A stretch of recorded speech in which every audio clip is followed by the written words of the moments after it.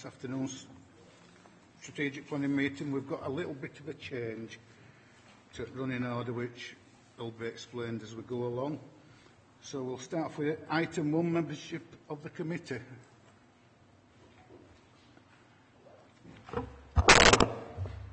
Hello, I'm Councillor Byrne McGuinn. I'm substituting today for Councillor Donald Firth. Thank you. Minutes of the previous meeting, can we pass them as a correct record? Thank you. Interests. Councillor Kane, I'll start with you. I've no interest, but I haven't been lobbied as such. But I think did we all get a letter from Paula Sheriff? Yeah, I believe we did. It's classed as lobbying, Chair. Yeah. Thank you.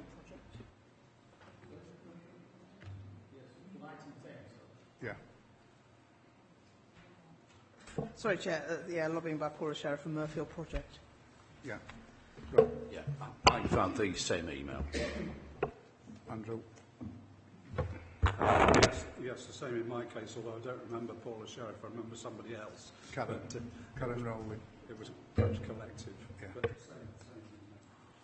But Donna. Yes, same email, Chair, but I don't remember it being Paula Sheriff either. Yeah. But Nothing to declare. And I've got the Murfield one ending 935 and the other application ending 568. Right. Admission of the public. This is a meeting done in public. It's also being webcast. So best behaviour. Number 5, public question time. Martin. Thank you, Chairman. As I'm not a member of the committee and don't attend planning very much, a couple of points on procedure which should help me and I'm sure many others. Reading the reports, there's reference of road safety audits. One of them says there's stage 1 road safety audit. Perhaps an officer could give us an overview of what these road safety audits are so we understand when we come to various parts in the report, please, in the meeting. Through you, Chair. Yes, there are 3 levels of road safety audit. A road safety audit stage 1 is done at outline design stage, purely off plan. A stage 2 road safety audit is done at the detailed design stage, and a stage 3 road safety audit is done once the scheme is opened.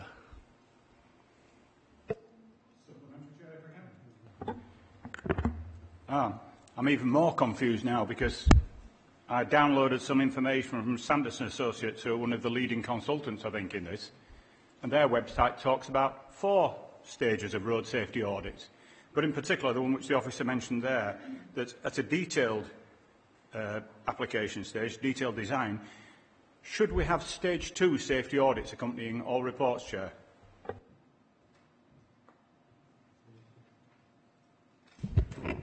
Through you, Chair.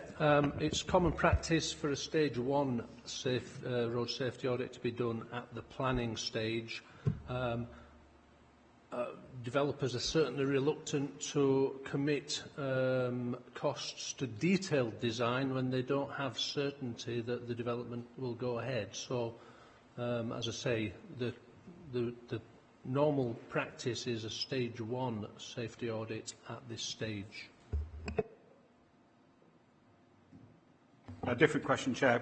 Again, for my benefit and I'm sure other people's, could you clarify the procedure on the order of speakers during? Because, again, when members of the public come for the first time and they get people speaking, it'd be useful to know in what order people are going to speak, if you would, please. The way that I run it is members of the public speak first, then I give ward members their 5 minutes. Notice I say 5 minutes, not 5.5 or 6 minutes. Then we go then to the agent or the developer, because sometimes they can put a little bit in their spiel which might help anybody who's asked a specific question, and that's the way that it's done. I'm grateful to that, Chair. Sorry. There's no specific written way, that's just the way I prefer to do it. I'm grateful to that, Chair, because that's different to most other debates and submissions, because in this case, then, someone who is proposing something is going last. Usually, for any debate and submission, the person who's proposing it would go first, and then other people could comment on what the proposer had to say. And I wonder, Chair, if you'd use your discretion to allow the proposer, the developer, to go first. No. Thank you.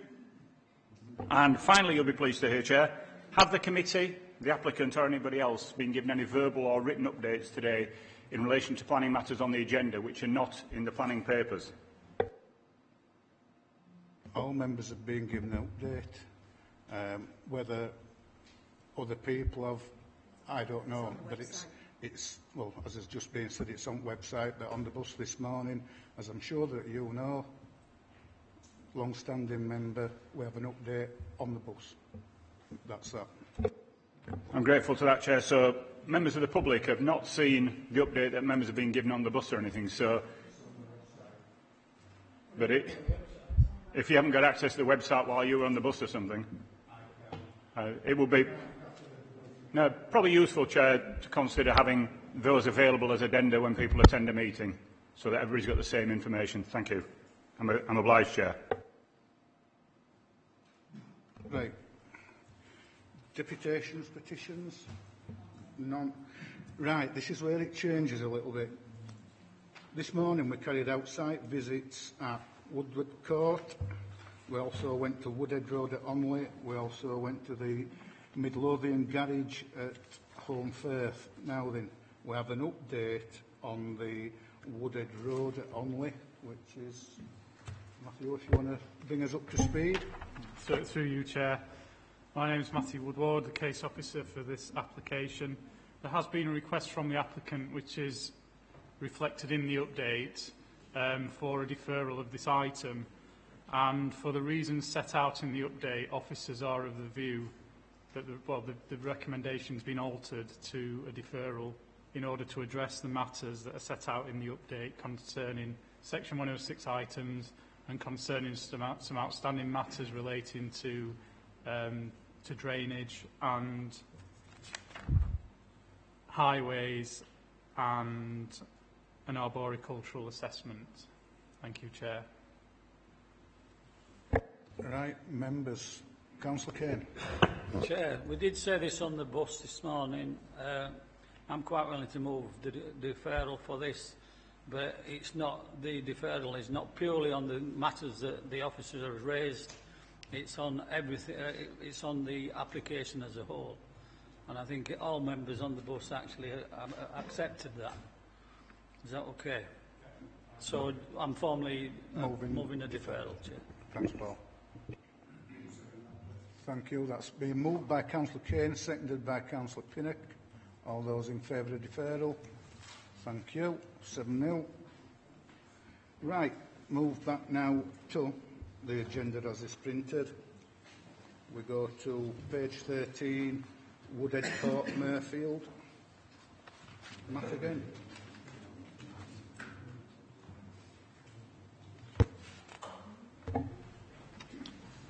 Thank you, Chair. I am also the case officer for this application. The application relates to 61 dwellings comprising 25 three-bedroom units, 34 bedroom units and 6 two-bedroom units. The dwellings are proposed at 2-storey in height. 12 of the units would comprise affordable housing. The proposal also includes the provision of a new access to be taken off an existing cul-de-sac at Woodward Court. There are details of landscaping which comprises the provision of 1.91 hectares of public open space within the site. The site itself is a rectangular piece of land located to the east of existing residential properties which lie off Wellhouse Lane and Hepworth Close. There are further residential properties to the south. Crossley Fields Junior and Infant School lies to the north. To the northeast comprises Greenbelt land, which forms a larger expanse of Greenbelt, providing a buffer between the edge of Murfield and the urban edge of Dewsbury. Within 40 metres of the site boundary, to the southeast lies Balderstone Hall. This comprises a collection of structures and a building which are Grade 2 listed. The site lies on POL, or Provisional Open Land, on the Unitary Development Plan. The site forms a larger parcel or larger allocation which wraps around, encompassing land to the south-east. In the emerging local plan, the site is designated as safeguarded land. The emerging safeguarded designation forms approximately 4.8 hectares. The site forms approximately 4.8 hectares of the larger 6.9 hectares land allocation. In the officer report, there are details concerning the principle of development. In summary, recent appeal decisions have demonstrated that POL allocations or provisional open land allocations are potentially acceptable for housing developments. In this case, the fact the site is also a safeguarded designation in the emerging local plan, that commands significant weight in the planning balance. However, the fact still remains that the Council are unable to demonstrate a 5-year housing land supply of deliverable sites. There are significant benefits as a result of providing housing at a time of chronic shortage and persistent under-delivery. In short, it's considered that planning permission should only be refused if the adverse impacts would significantly and demonstrably outweigh the benefits, and this is in line with paragraph 11 of the revised National Planning Policy Framework. In terms of the concept of prematurity, which has been raised by objectors and detailed in the officer report, but to summarise the officer conclusion, this is a housing proposal on a site that is set to be designated as safeguarded in future. The test in the MPPF to demonstrate a legitimate reason for refusal on prematurity grounds is a high one. And as set out in the report, it is not considered that the scale of development in this case is substantial enough, nor is it considered that the proposal would represent a development central to the emerging local plan that would constitute undermining the plan-making process, and therefore it's not considered that a reason for refusal on prematurity could be justified in this case. The slide above just demonstrates that the site moving forwards is safeguarded, and that mirrors the POL allocation. In terms of the Grade 2 list of buildings I've mentioned, the plan above shows the Grade 2 structures within the local area. Balderston Hall is where the mouse pointer is.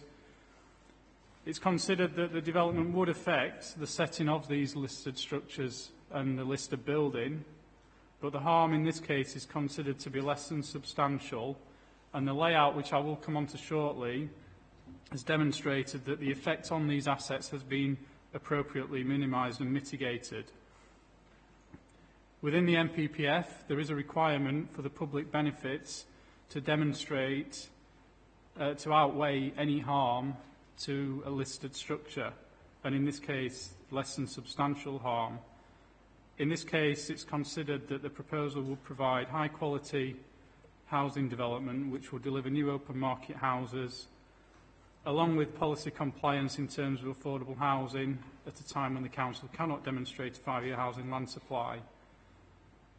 In this case, there are considered to be public benefits which outweigh the less than substantial harm to these heritage assets in this instance. As we saw from our site visit today, and I did point out, there are a number of public footpaths in the locality.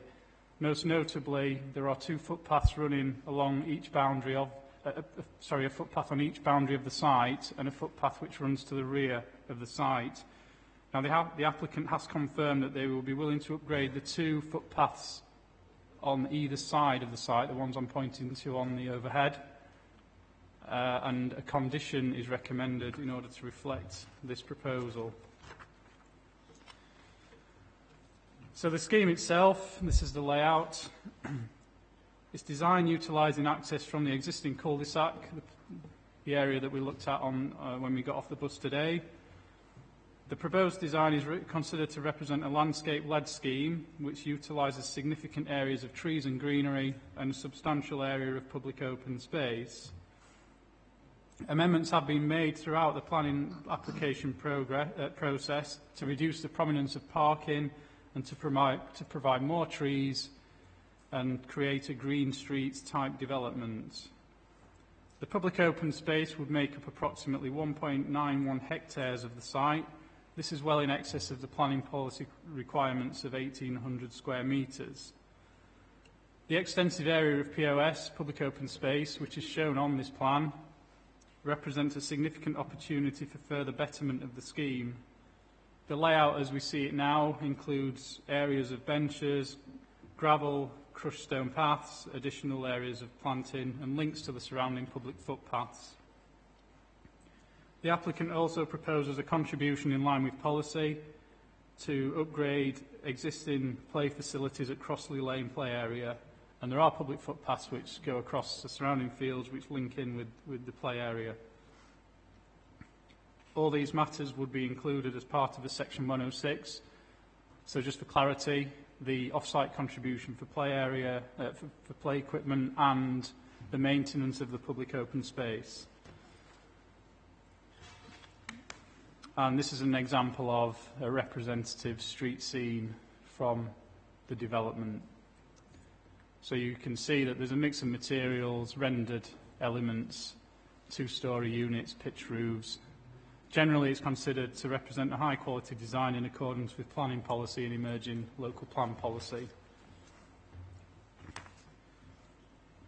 As you'll note from the report and representations that have been reported in the update, the site does lie in a high-risk area, high-risk coal mining referral area.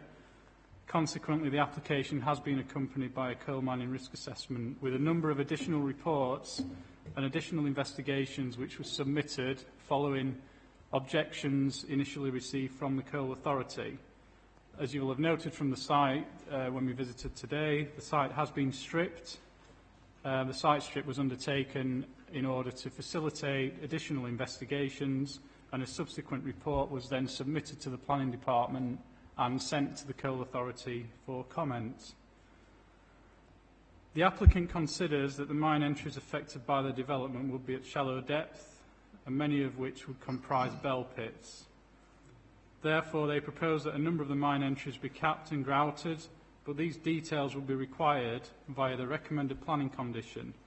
Now, the Coal Authority have looked at the latest, they've looked at all the reports, but particularly the latest report and investigation, and they offer no objection subject to the imposition of an appropriate planning condition. As a consequence of which, it's considered that the proposed development has had due regard to coal mining risks, and the layout has subsequently been amended. You can see on the layout plan in very faint detail where the known mine entries are, and therefore the plots have been altered so as to avoid conflict with these mine entries. And the Coal Authority is satisfied with the distance between each of the plots and the mine entries, but it is subject to the condition detailed in the officer report. In terms of flood risk, the site lies in flood zone 1, so it's at low risk from flooding from rivers and watercourses. The proposal includes a drainage concept known as soakaways, which effectively means that the water would drain into the ground, but at certain points throughout the development.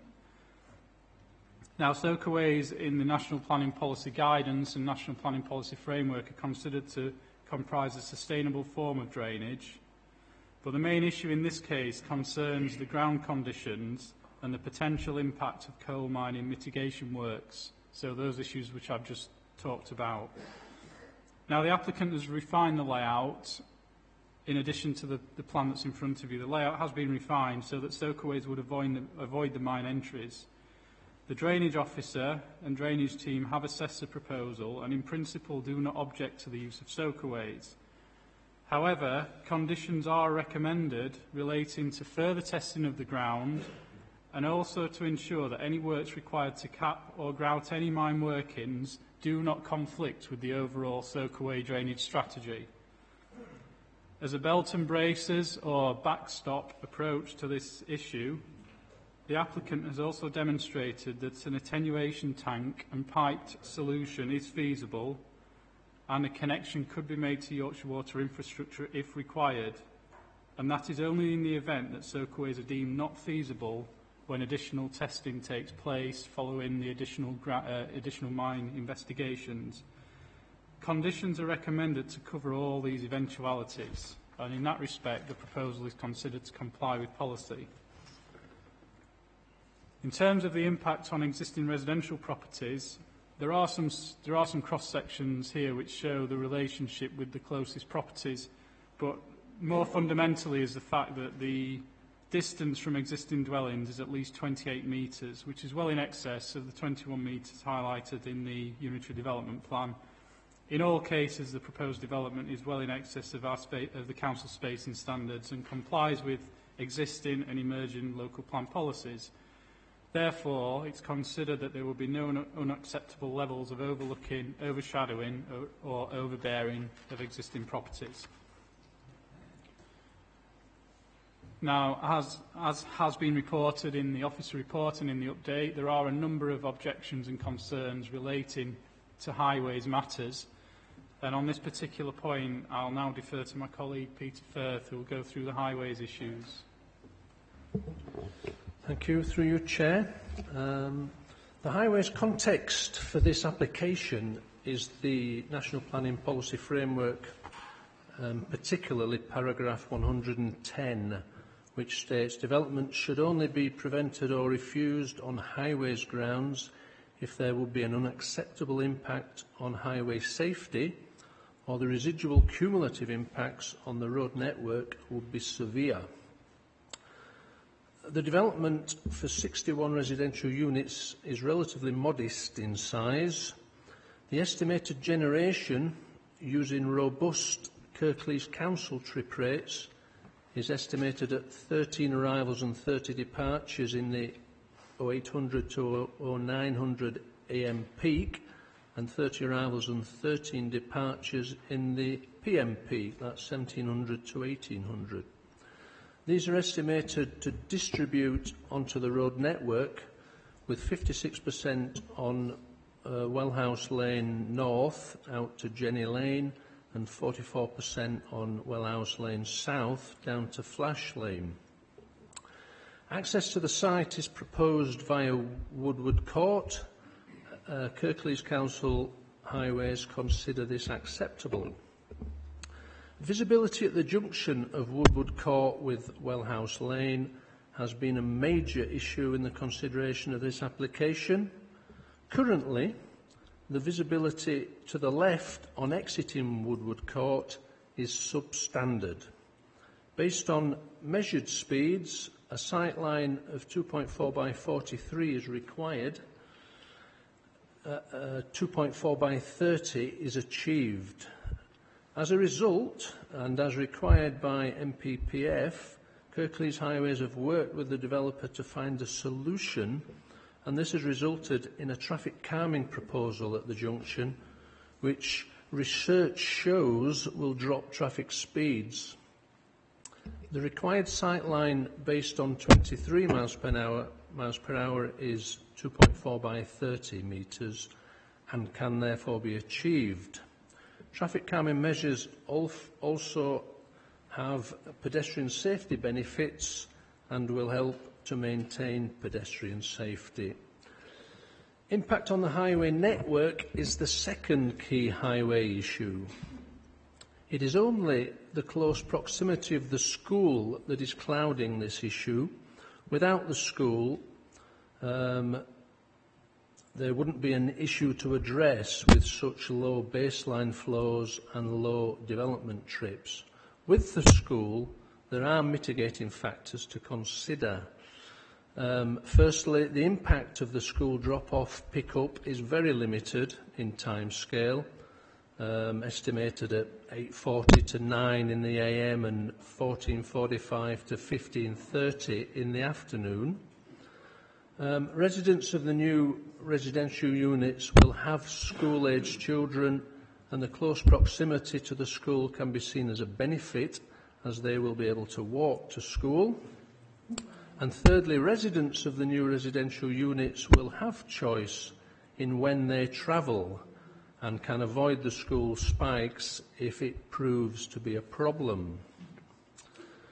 The site is considered to be a sustainable location with easy access to goods and services and non-car transport modes. Bus stops are located on Greenside Road and Flash Lane within a 400-metre walk distance of the site. The recorded accidents record for the 5-year period to January 2018 shows no accidents along Jenny Lane, Wellhouse Lane or Woodward Court. The close proximity of Crossley Fields Junior and Infant School results in pedestrian and vehicle spikes at school drop-off and pick-up times.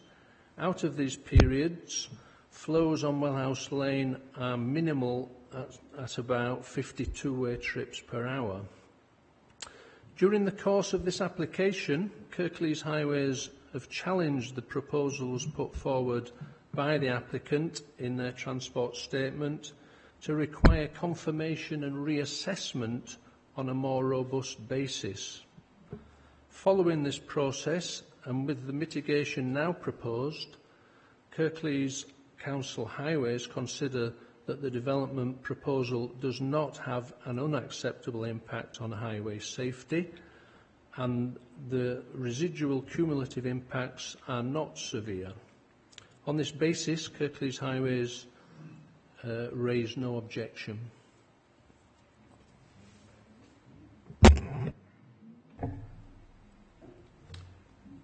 Thank you. I'll wrap up now in terms of just wrapping up all the remaining matters and then the conclusion.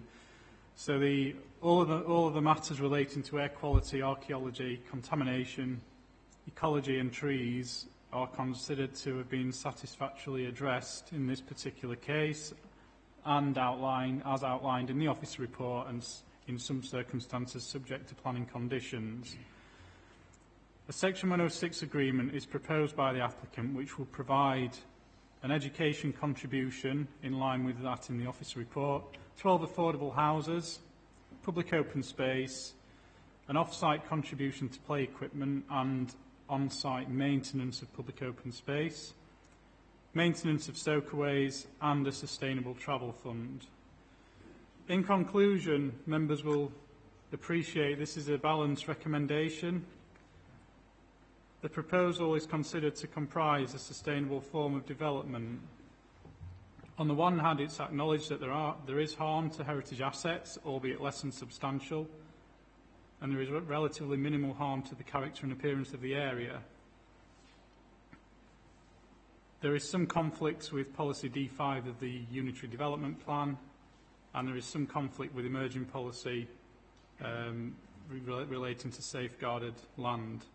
There are highways impacts which are concentrated around school start and finish times, but it's not considered that the proposal would lead to severe impacts on highway efficiency, nor would safety impacts be unacceptable. On the other hand, there are significant benefits in this case arising from the provision of housing due to the number of dwellings proposed at a time of shortage, and there are additional social benefits resulting from the affordable housing element. There are further benefits in this case through the significant area of public open space, which is in excess of the Council policy requirements, and there are associated landscaping and biodiversity gains. In this case, the planning balance is considered to lie in favour of the development. There are no adverse impacts in granting permission, which would significantly and demonstrably outweigh the benefits, and this is the test of paragraph 11 of the MPPF. Consequently, the application is recommended for approval subject to the conditions in the report and the update, and subject to the 106 matters which are highlighted in the committee report. Thank you, Chair. Right, quite a few speakers. First one is Stephen Benson. Wait.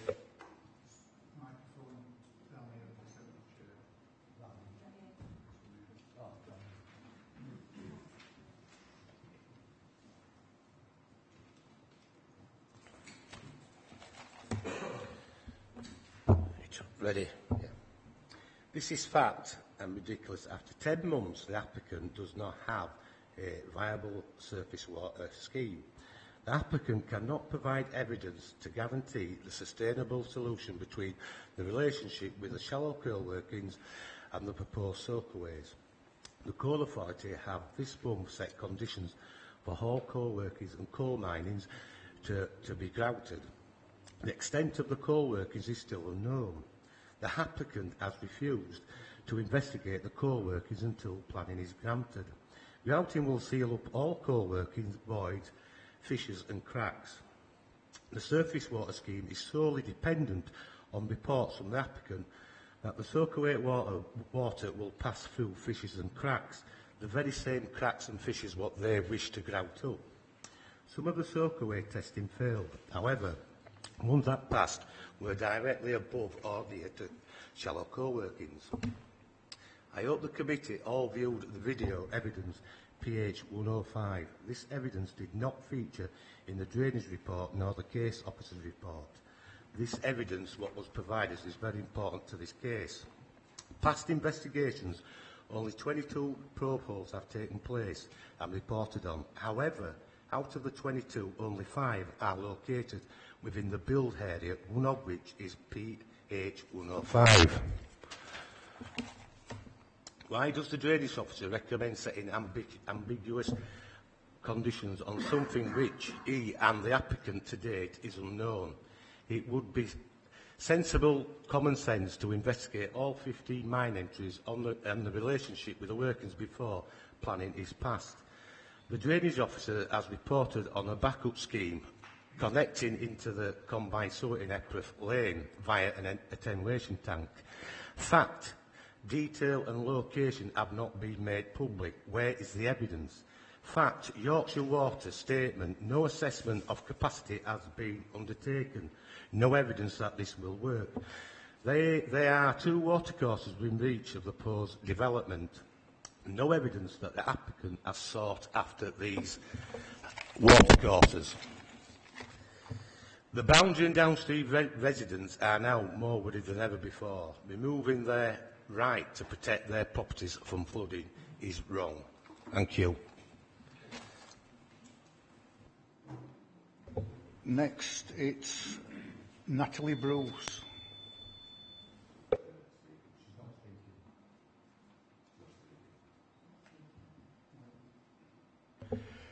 Jude Bruce.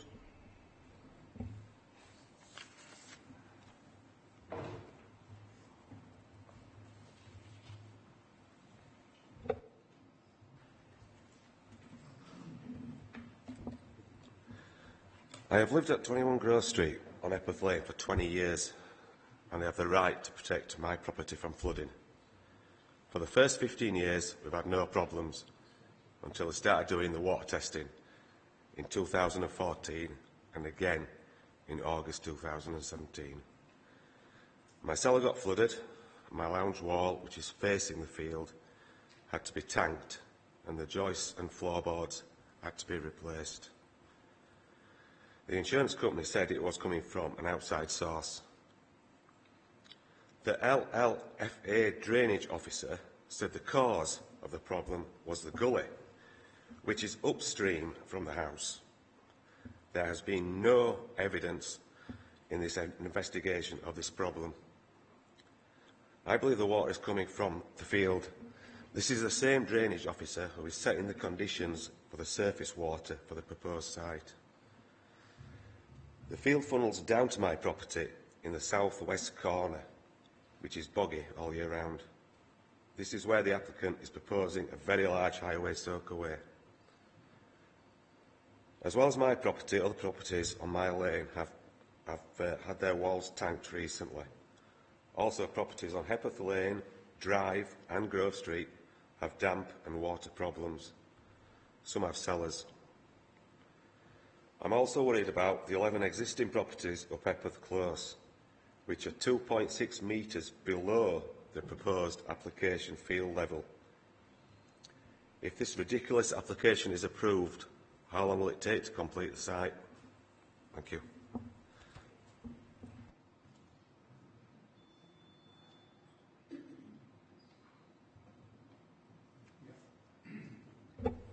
Martin Ibbison, next.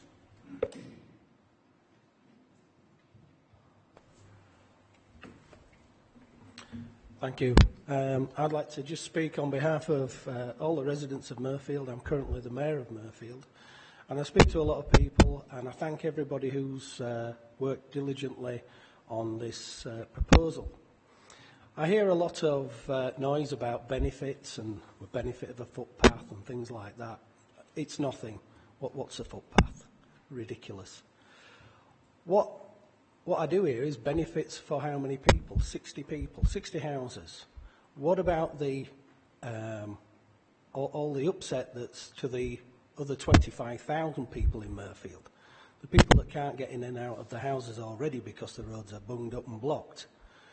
I've had 3 of my children go to Crossley Field School. Over the years, it has been a nightmare. Over all those years, my eldest daughter is now 30 years old, or 30 years more. To say that, traffic is going to be a problem at 3:45 to 3:50 is ridiculous. People turn up an hour before because if you've ever been up there, you'll want to get a good parking place. And that good parking place is either across somebody's drive, on a corner, the corner that you're talking about with sight lines, for example. It's ridiculous. I'm surprised that somebody has not had occasion to have violence against them. It's a regular occurrence, apparently, if you suggest that somebody's parked in an awkward spot, they just break out into verbal abuse and such like. So what I'm saying is that the situation is already bad enough. Why make it worse than what it already is? Is everybody here happy that they're quite happy to be held accountable for when something goes wrong, for when one of these vehicles, which are generally quite large vehicles carrying a lot of people, mow down some child? I mean, it's not going to be my child. My children have now left that school, and they won't be there. But having recently suffered a loss of a very good friend, I'm mindful of the fact of how this application could cause problems, well, basically will cause problems on that road. And everybody in this room needs to be mindful of the fact that they could be a party to what might happen. Thank you very much.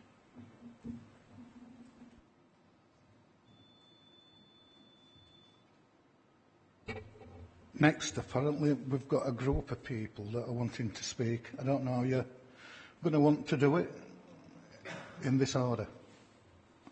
So first off, it's Christine Sykes.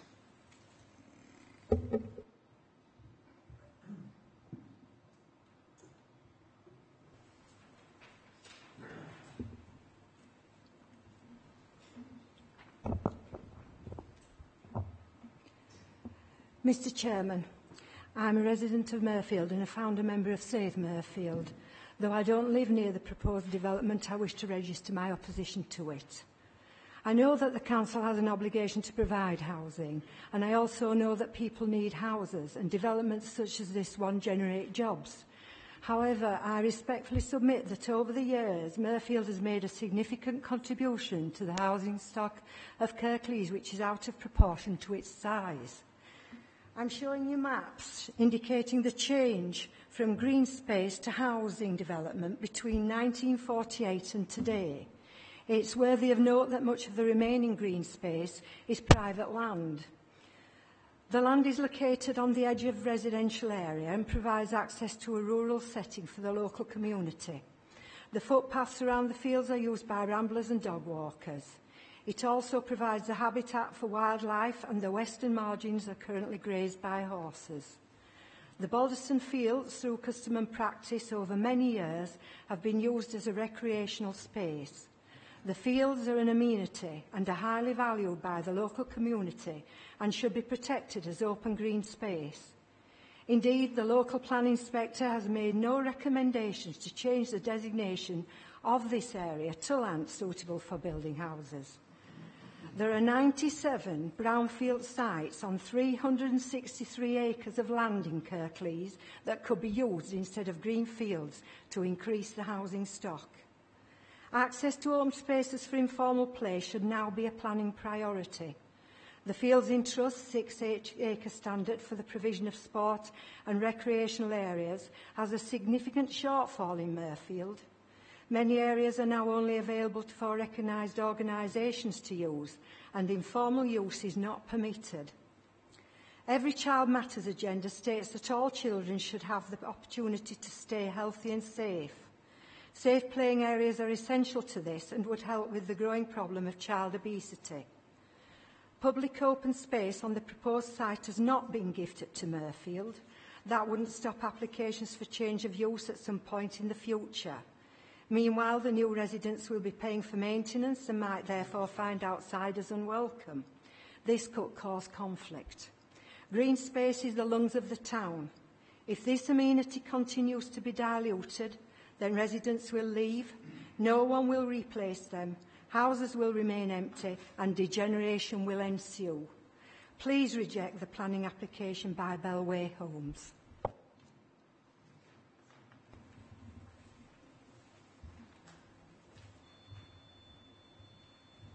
Next up, it's Brian Thornton.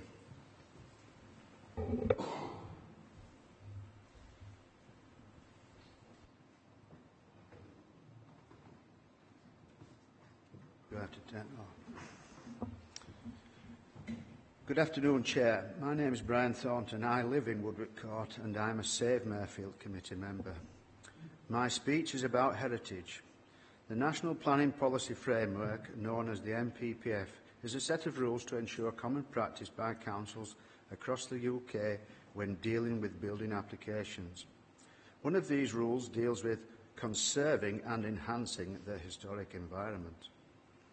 In the adjacent field to the Bellway application is the 17th century Great Tool-listed Boulderstone Hall, Gateway and Barns. Built in 1690, it has stood dominant in the surrounding fields for 328 years. Boulderstone Hall, in its position, in its existing landscape, is an important heritage asset for both the past and future Mirfield community. On completion in 1690, there were only 9 other buildings within the current Mirfield boundary. The canal arrived in Mirfield 86 years later, in 1776. The railway rolled by 149 years later, in 1839. So, following the NPPF guidelines, in order for the building application to be approved, the benefit created by the housing development must bring a significant contribution to the Mirfield community. If it does not bring a significant contribution, then the application must be rejected. The Mirfield community has a very strong view about its severe negative impact that will be created by the 61 modern houses in very close proximity and in the setting of the heritage asset Boulderstone Hall. In addition, the significant traffic movements created by the development through the Woodward Court, Wellhouse Lane junction into Wellhouse Lane, past the school's 3 pedestrian entrances, would be unsafe and simply unacceptable. Therefore, in accordance with the NPPF guidelines, the proposed housing development will not bring a significant contribution and the application must be rejected. To preserve and protect the future of the Boulderstone Hall, the best solution would be to reject the building application and allow the 2 fields to become safeguarded land as proposed in the local plan by Kirklees Council itself. Thank you very much.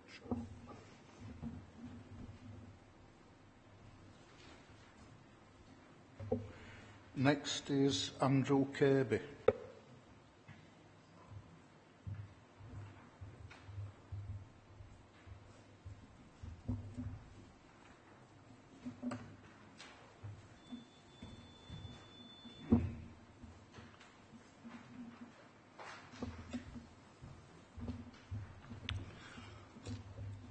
Chairman, members, I'm Andrew Kirby of Northern Transport Planning Consultants and speak on behalf of Save Mirfield. Save Murfield consider that the planning permission for the proposed development should be refused due to the unacceptable impact on road safety. Problems associated with the site are set out in a July 2015 report to this committee. Whilst the application was withdrawn, it was recommended for refusal on the grounds that generated traffic cannot be efficiently and safely accommodated on the local highway network. The 2015 report indicates that any measurable increase in vehicular activity would make the existing situation worse. The current proposal for 61 dwellings would generate a significant volume of traffic, around 350 vehicle movements per day, and should therefore be considered unacceptable. I now detail specific areas of road safety concern. Woodward Court would provide access to the development and, along with other local roads, becomes gridlocked at the beginning and end of the school day. Your committee report suggests in para 1053 that as a result residents may avoid trip making during these busy periods. What therefore happens when emergency access is required at these times? This recognition confirms that suitable access to the site is not available and that generated traffic cannot be safely and efficiently accommodated. The 2015 report refers to tangible frustration between pedestrians, residents and drivers on Wellhouse Lane adjacent to Crossley Fields School, problems that, if anything, have become more severe today. The section of Wellhouse Lane south of Hepworth Lane is too narrow for two-way vehicle movement, with only a single narrow footway which is regularly overridden. The 2015 report recognises that pedestrians feel unsafe and intimidated. At the junction of Wellhouse Lane and Woodward Court, your committee report indicates in para 1058 that the speed reduction achieved by the proposed traffic calming measures may not be sufficient to properly resolve the visibility problems. Taking a chance on mitigation measures which may or may not be effective is, in our view, not acceptable from a road safety perspective. In conclusion, a range of road safety problems have been identified in the local area, which officers have previously recognised would be made worse by additional traffic, such as that generated by the proposed development. We therefore urge members to follow the guidance provided in the recently published National Planning Policy Framework and refuse planning permission due to the unacceptable impact on road safety. Thank you.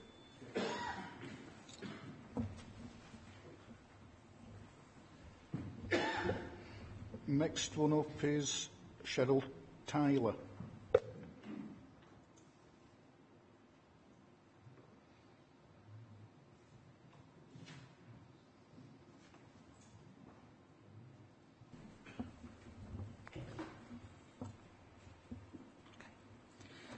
Good afternoon, Chair. I'm Cheryl Tyler and I'm the Chairman of Save Murfield. We've been professionally advised that the development does not accord with current or emerging local policies, nor national policies, and therefore the application should be refused. The current lack of a 5-year land supply does not change this position. The officer's report doesn't tell you that in 1983, Bellway was refused permission to build 45 houses. In 1999, they were refused permission for 99 houses and lost at appeal. In 2014-15, planners were recommending refusal for 135 houses, but Bellway withdrew 1 hour before the hearing, not caring about the inconvenience or money wasted. In all cases, Bellway wanted to use Woodward Court as the access road, and in all cases, highway safety was the main reason for refusal. Since 1999, traffic has increased substantially.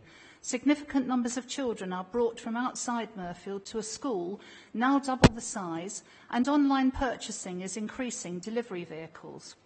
Balderstone, which is currently provisional open land, is designated as safeguarded land in the new Kirklees local plan and continues, therefore, to be considered unsuitable for allocation for housing. The local plan, due for adoption next spring, is just a short time away. The inspector has not changed the designation. Highways say fewer houses means that it's now safer. Can it really be a bit less unsafe? A road is either safe or not. Highways officers viewed the area during a very bad winter on weekdays and didn't see the reality when the cricket club, horse riding and later football are in full swing. The two churches in Wellhouse Lane are very busy too. We're of course relieved that no serious accidents have been reported, but there have been lots of minor unreported accidents, people hit by wing mirrors, etc. Will you test Highways' new theory and risk a serious accident or fatality? Another 100+ vehicles in the mix is asking for trouble, and it will be your responsibility. The Council will have a 5-year land supply once the local plan is adopted, and this is based on sites which do not include the application site. We don't think that sufficient weight is given to this in the Council's appraisal. Save Murfield would support the Council with our professional team at an appeal. However, there's a minimal chance of it getting to the appeal process before the adoption of the local plan, and once it's adopted, the 5-year land supply will be in place and the land will be safeguarded, so an appeal is unlikely to succeed. Please have courage and refuse this application. Next is Tracy Dell.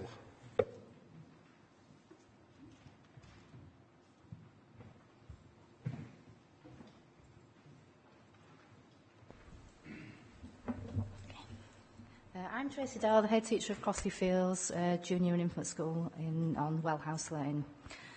I've not had any meetings or discussions with anyone from Bellway at any point in respect of this planning application, despite statements from Bellway stating they have. I did request a meeting myself on the 20th of April 2018. This has not happened. I did not receive a call from them regarding my email, just an email response. As school governors are volunteers, we are unable to make several meeting times, but at no point has money been discussed with the school. Crossley Fields is a very large primary school which currently has over 600 pupils on roll. It is significantly large as a primary school and by far the largest in Murfield, one of the largest in Kirklees. The youngest pupils being 4 years old and very unpredictable in terms of maturity and road sense. The oldest being 11 years old and trusted to come to school independently, but have roads to cross which are already very busy. The school has very little capacity for any extra pupils. Our objections are around child safety. Unusually, 55% of our children come from outside of Murfield. This is a massive 335 pupils coming to the school each day. This is the equivalent of a whole primary school in most areas. The parking required for this is massive, with at least 180 vehicles at collection and drop-off times. The preschool nursery, also based on our site, runs 2 sessions a day, which means extra traffic at lunch times and during the school session times. We have school swimming every week, which is for 90+ children and involves coach travel. We also have regular school trips. Due to parking issues, we often have to drop off away from the school and walk the children. Any increased traffic would restrict the running of these things for pupils and be unsafe. The bus for swimming already has to reverse into Woodward Court and struggles with this due to the traffic. Our pupils also do cycling proficiency out on the roads, a vital life skill which we need to keep as safe as possible. Traffic calming, as the independent audit states, could lead to increased speed outside of our school gates, and this is clearly unacceptable. Currently, the school controls the traffic with volunteers, including myself and staff in high-vis jackets at all times during drop-off and pick-up times. This is a key strategy which requires a lot of organisation, which has proved very effective in keeping our children safe. Any changes to traffic and speeds could endanger a child's life.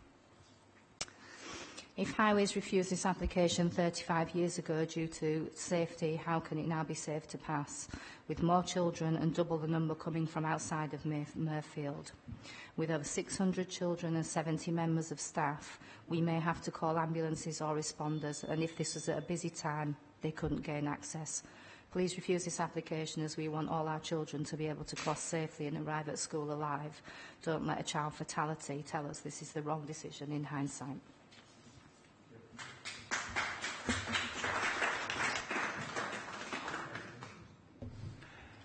Next, it's Councillor Kath Taylor. Thank you, Chair. Well, how to follow that one? People have already said a lot of the issues and the concerns that are here, so I'll just very briefly go through the issues again. There's the visibility to the left of the junction with Wellhouse Lane and Woodward Court, and it is well below normal standards. It's substandard. It's on a blind bend. Cars park on both sides of Wellhouse, meaning that vehicles that are wanting to go up and down the road are having to ride up and down in the middle of the road. There's a church opposite the site, which is very proactive, with plenty going on all day, every day. We have the football field, we have the cricket club, we have absolutely everything. This road is never, ever quiet. I live at the bottom of Wellhouse Lane on a little cul-de-sac with 20 houses in. And believe me, at school time, we can't get up and down the road. We can't even get out of our little cul-de-sac. The whole thought of these extra 61 houses with all the extra traffic just fills myself and my neighbours with absolute dread. The other concerns, this application has been on and off, pending backwards and forwards for about 10 months. But as far as I'm concerned, the drainage has come nowhere near to being looked at properly. We have a report here going on about SUDs and everything else. We already have a site in Murfield where the SUDs have failed, which has impacted on people's allotments and people's houses being flooded out. So I'm afraid I don't have a great deal of faith in that. The bund which is proposed on the site is far too near to the houses on the Hepworths and the Grove Streets, and it's too near to the footpath as well, which in bad weather floods anyway without any houses and anything else being put on it. The coal mining report, which we have all seen and read, I think raises more questions than it actually answers. I was actually speaking to someone during the summer in a Sainsbury's car park who said to me, well, none of us really know what's underneath any of our houses, do we? Well, we know what's going to be under this development if it's passed, don't we? Finally, I would just like to say that to a great extent I think that the residents have been let down with this planning application, and to a certain extent I think that it's been quite a travesty. And I have been approached by constituents who feel that Bellway have been given an awful lot of help, maybe more than residents and objectors. I do think the travesty has come forward in the fact that BT have already been on that site and done some work, and when they were asked by residents what they were doing, they said, oh, well, we're already putting the fibre techniques and everything else in that we have for the new development. And the other one, of course, was the fact that we were all asked to come up names with this site during the summer before it was passed. So I think that the way things are going, I just think it's been a total travesty throughout, and it hasn't been handled very well. I think if this development is allowed, we might as well change the name from Murfield to Mirbrick, because that seems all that we're getting these days. Thank you, Chair. Councillor Vivian Lees-Hamilton, next. Thank you, Chair. This site, it's already been said, it's already been the subject of 2 planning applications. The first application was refused on highway matters in 1999, and this refusal was upheld by the planning inspectorate at that time. The roads surrounding this site have not been upgraded, nor have they seen any form of improvement since before this time. Your first planning application was submitted and subsequently refused. There are now far more dwellings in the surrounding area, and the volume of traffic has increased exponentially. This is not just due to the increase in housing.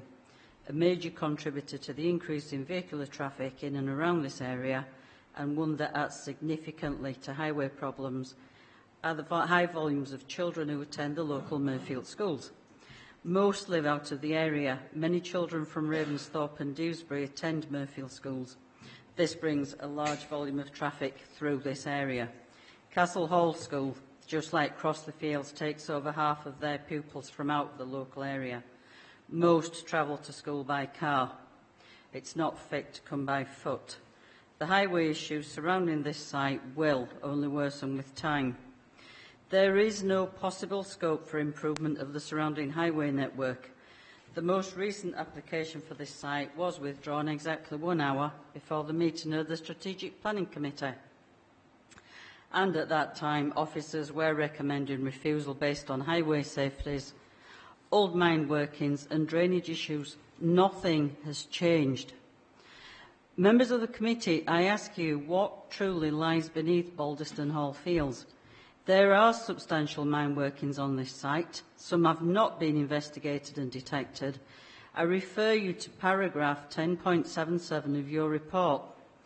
It says, whilst the evidence in support of this application and consultation responses strongly suggest that soakaways would be feasible, the words suggest and would be are not concrete guarantees that there will be absolutely no possibility of flooding when the mine workings have been granted. Please do not approve this planning application until all coal mining investigations and grouting have been carried out and can then subsequently prove that there is no possible risk of flooding whatsoever to the surrounding area and to the surrounding properties. The development of this site has been judged as unacceptable and unsustainable on both occasions, both in 1999 and again in July 2015. It's impossible to improve the highway problems surrounding this site. Drainage will always be a problem. The old mine workings will always be there. These problems are insurmountable. Woodward Court is a small cul-de-sac and the visibility at the access and egress point is limited. There are bends both left and right of the junction, and this factor combined with the gradient does severely restrict the view to either side when exiting Woodward Court and joining Wellhouse Lane. It will be dangerous to add any more vehicle movements to this junction. The truth is you cannot get out of Murfield in the morning and you cannot get back into Murfield of an afternoon. All this development will contribute to Murfield and its residents is traffic, traffic and more traffic. Already overfull schools, overburdened services and air pollution.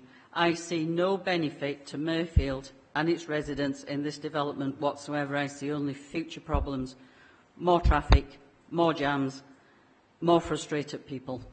Thank you, Chair. Martin. Thank you, Chair. Thank you, Chair.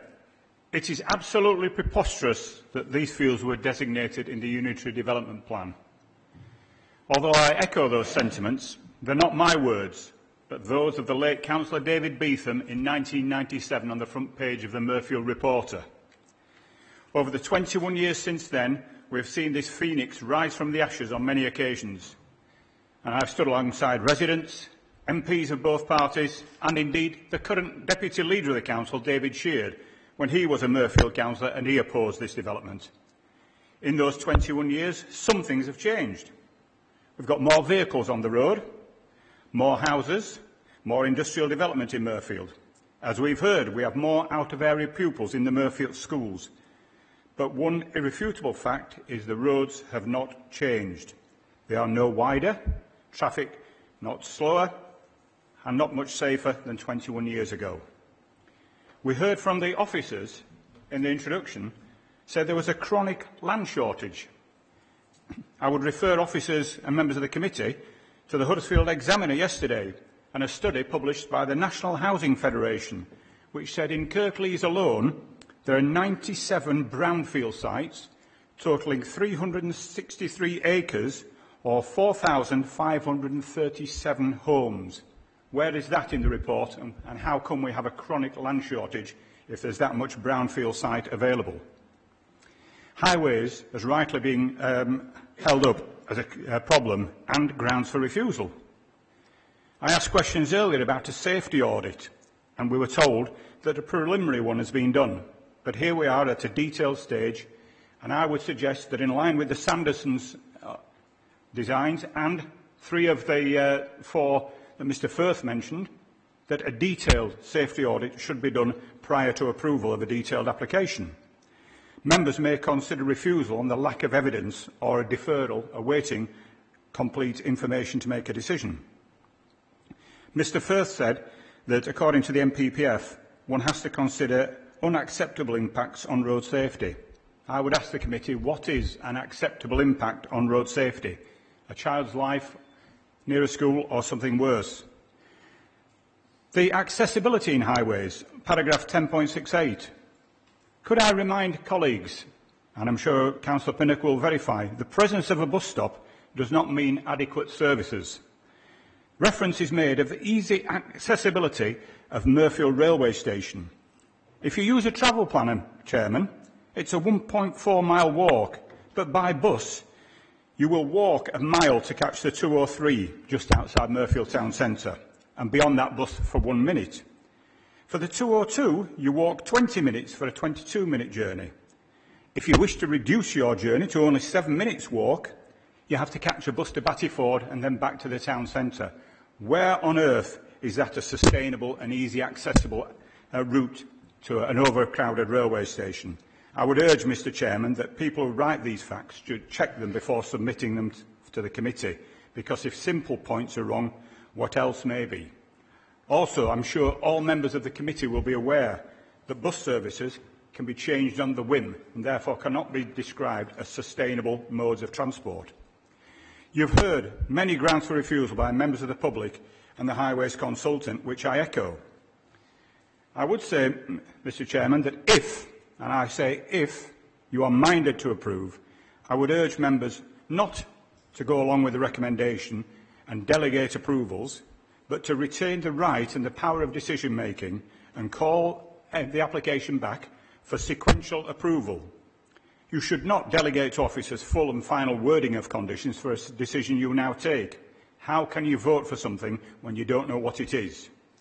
You would want to check that the Coal Authority have checked that they are happy following ground stabilisation and grouting and void filling. This is in paragraph 10.89, not in the list of recommendations at the front of the report.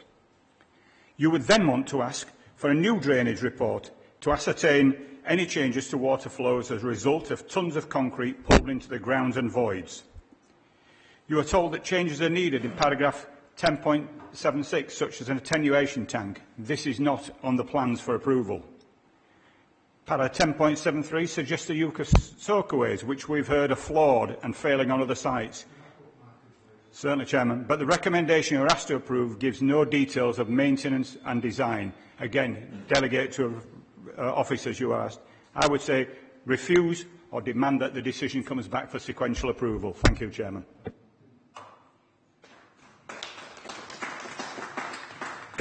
Next is Paul Thornton.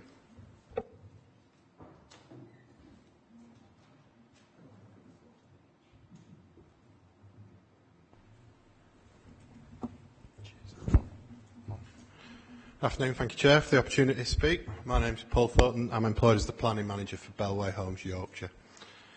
I've brought along colleagues who've been involved with this scheme for a number of years. These include our advisors on matters relating to planning, highways and ground, so feel free to ask them any questions.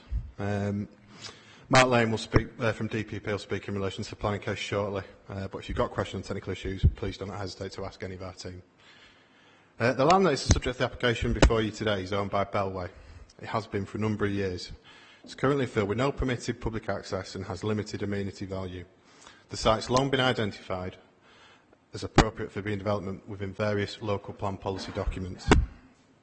To introduce ourselves as the landowner, Bellway are a national house builder formed over 70 years ago. We're one of the few top-rated five-star builders according to the latest HBF surveys. Last year, we delivered over 10,000 new homes across the UK, including 559 new dwellings in Yorkshire. We have a strong track record for delivering good quality new housing. As your officer's report states, the site has a long planning history. The scheme before you today has been subject to detailed work informed by numerous technical studies and investigations carried out over the past few years. The results are a well-designed, high-quality scheme for family housing, which is wholly appropriate for the town of Murfield. Murfield is quite rightly one of the Council's focuses for appropriate growth and regeneration during the coming years. The space in between dwellings within site gives rise to a landscape-led design at a relatively low density, which will have minimal visual impact for surrounding residents. We will introduce new public spaces that will be managed on site and can be enjoyed by new and existing residents alike.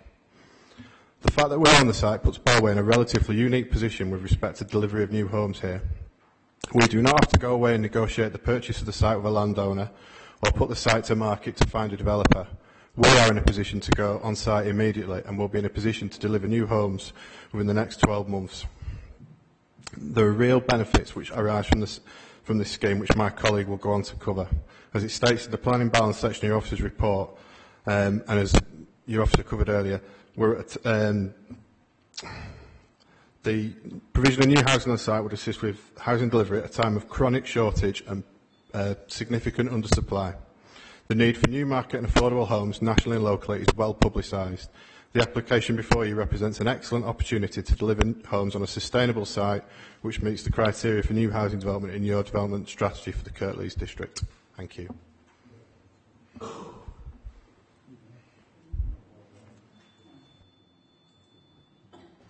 Next, it's Mark Lane.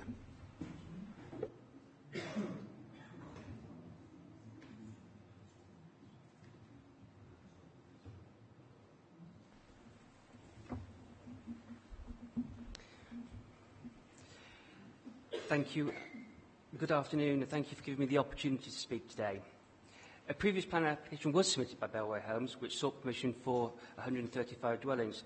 This application was recommended for refusal and was withdrawn. The current application is materially different to that.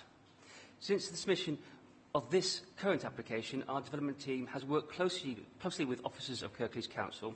We have made a number of amendments to the scheme as a result of these discussions and in response to comments submitted during the application process. There are no technical objections to the proposed development, and the scheme is now fully supported by officers of Kirklees Council. Okay.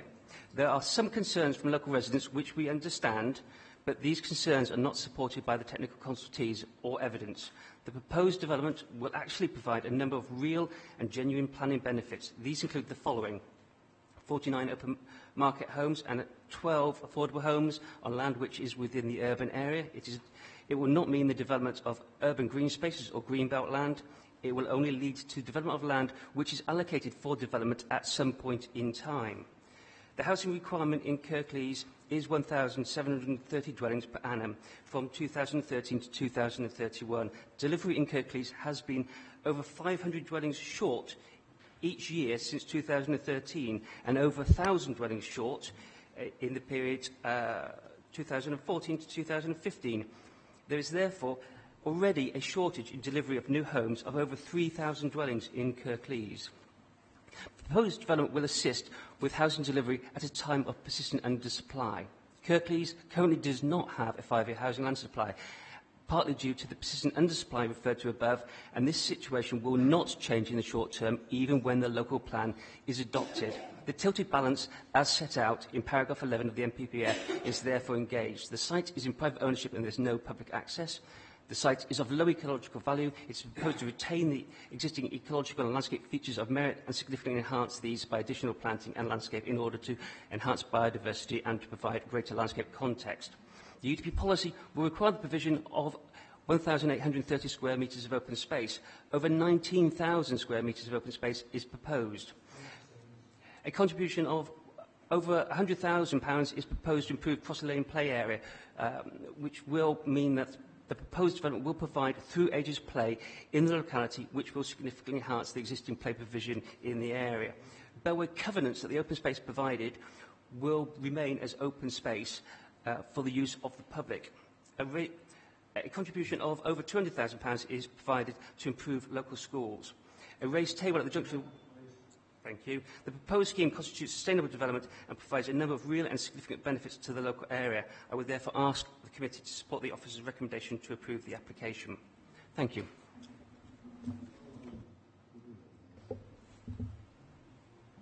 Don't look so glum, members. God. It's up to you. That's it.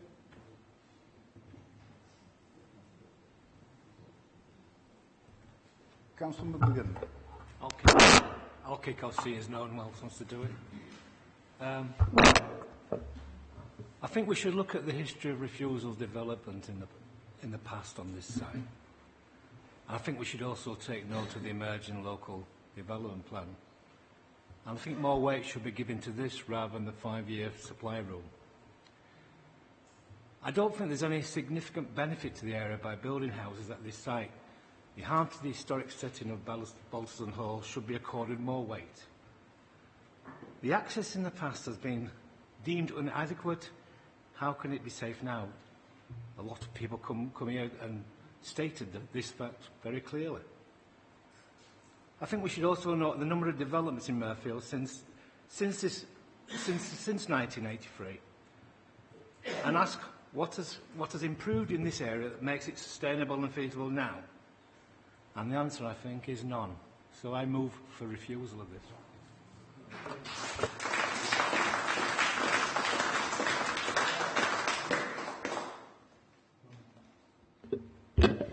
Thank you, Chair.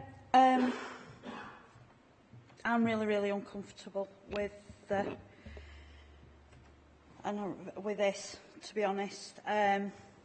School, first of all, we've been told there's 600 on roll, 300 from outside the area, 180 vehicles at drop-off and pick-up times, and yet we're looking at adding more vehicles by building whatever it is, 61 houses. Sorry, that is that is a recipe for disaster to me. As well, we just, more children in the school. Where are they going to go? They're not going to fit in that school. So we're on about, oversubscribing into schools. As we've said, the land in upcoming plan is safeguarded. I think we should be giving more weight to that. The coal mining, the drainage, there's just needs more investigation. There is not enough information. We've said it, everybody's saying it needs more investigation. We're putting conditions on about more investigation. There's more questions than there is answers in all this report. And because of that, I'm quite happy to second Councillor McGuinn and go for refusal.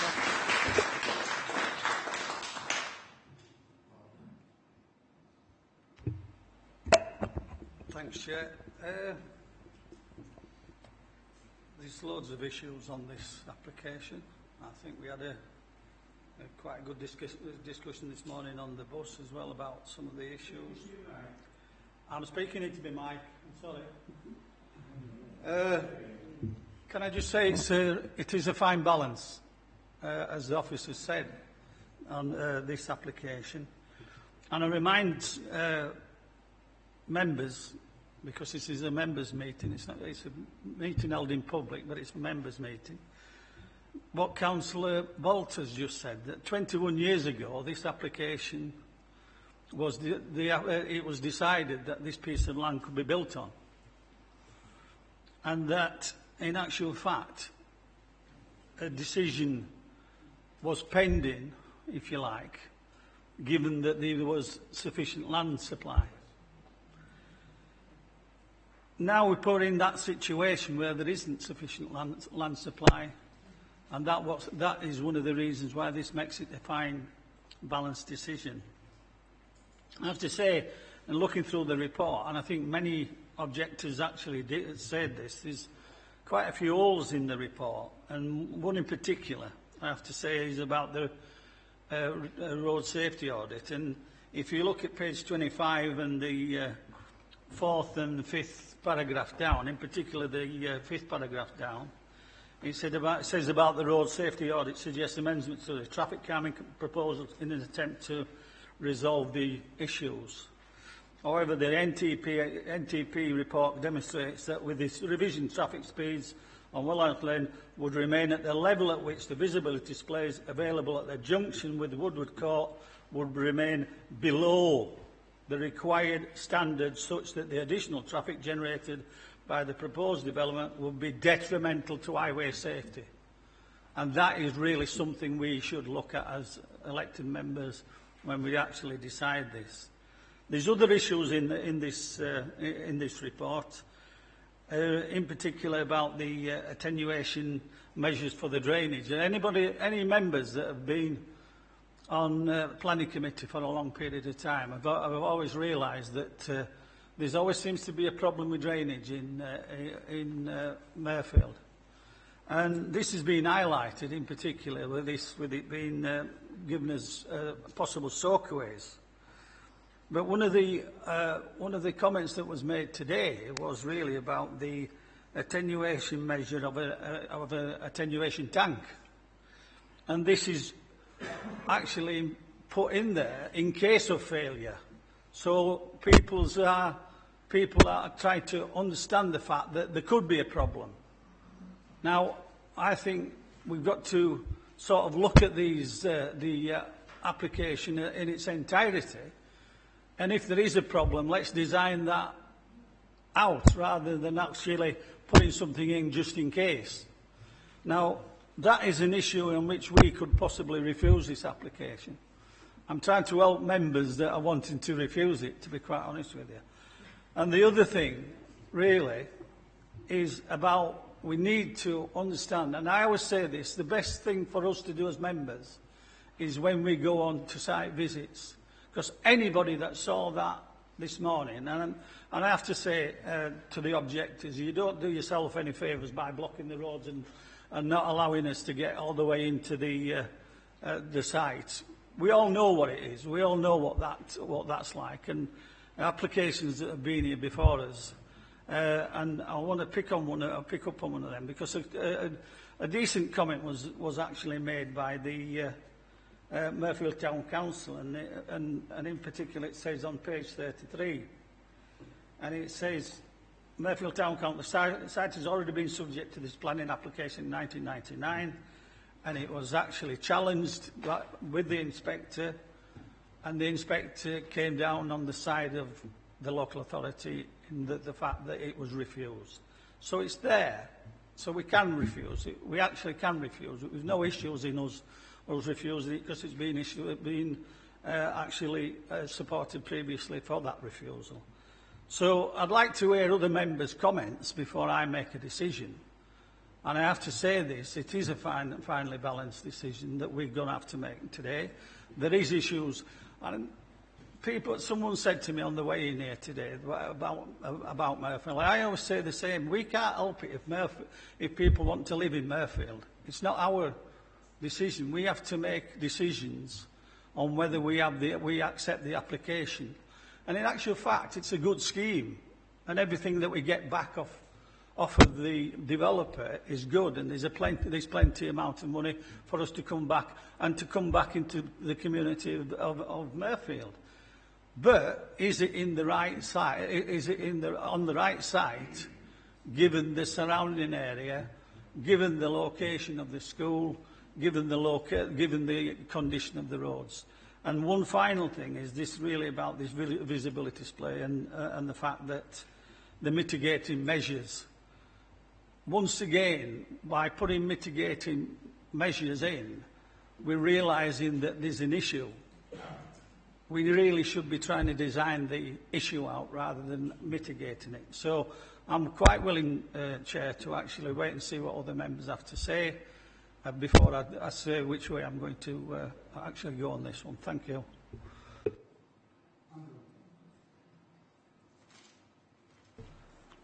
Thank you, Chair.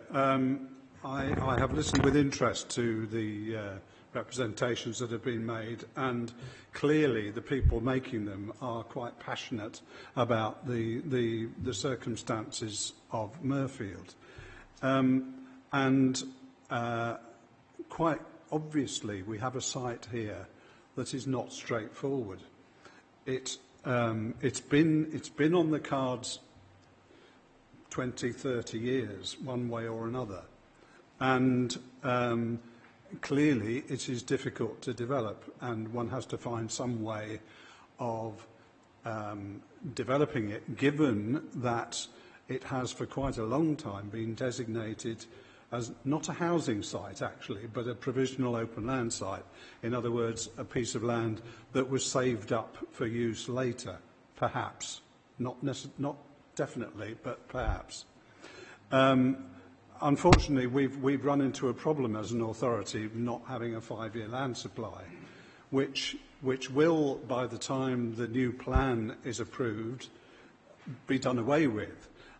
I'm not sure whether if one were to leave this application for long enough that it would fall. I don't think it works like that. So I don't know that you can rely on that happening. Then arises the question of the designation in the new local plan. Safeguarded land, which means the same thing in effect as the old provisional open land designation. In other words, a piece of land left till the end of the plan period, which then may or may not be used for housing.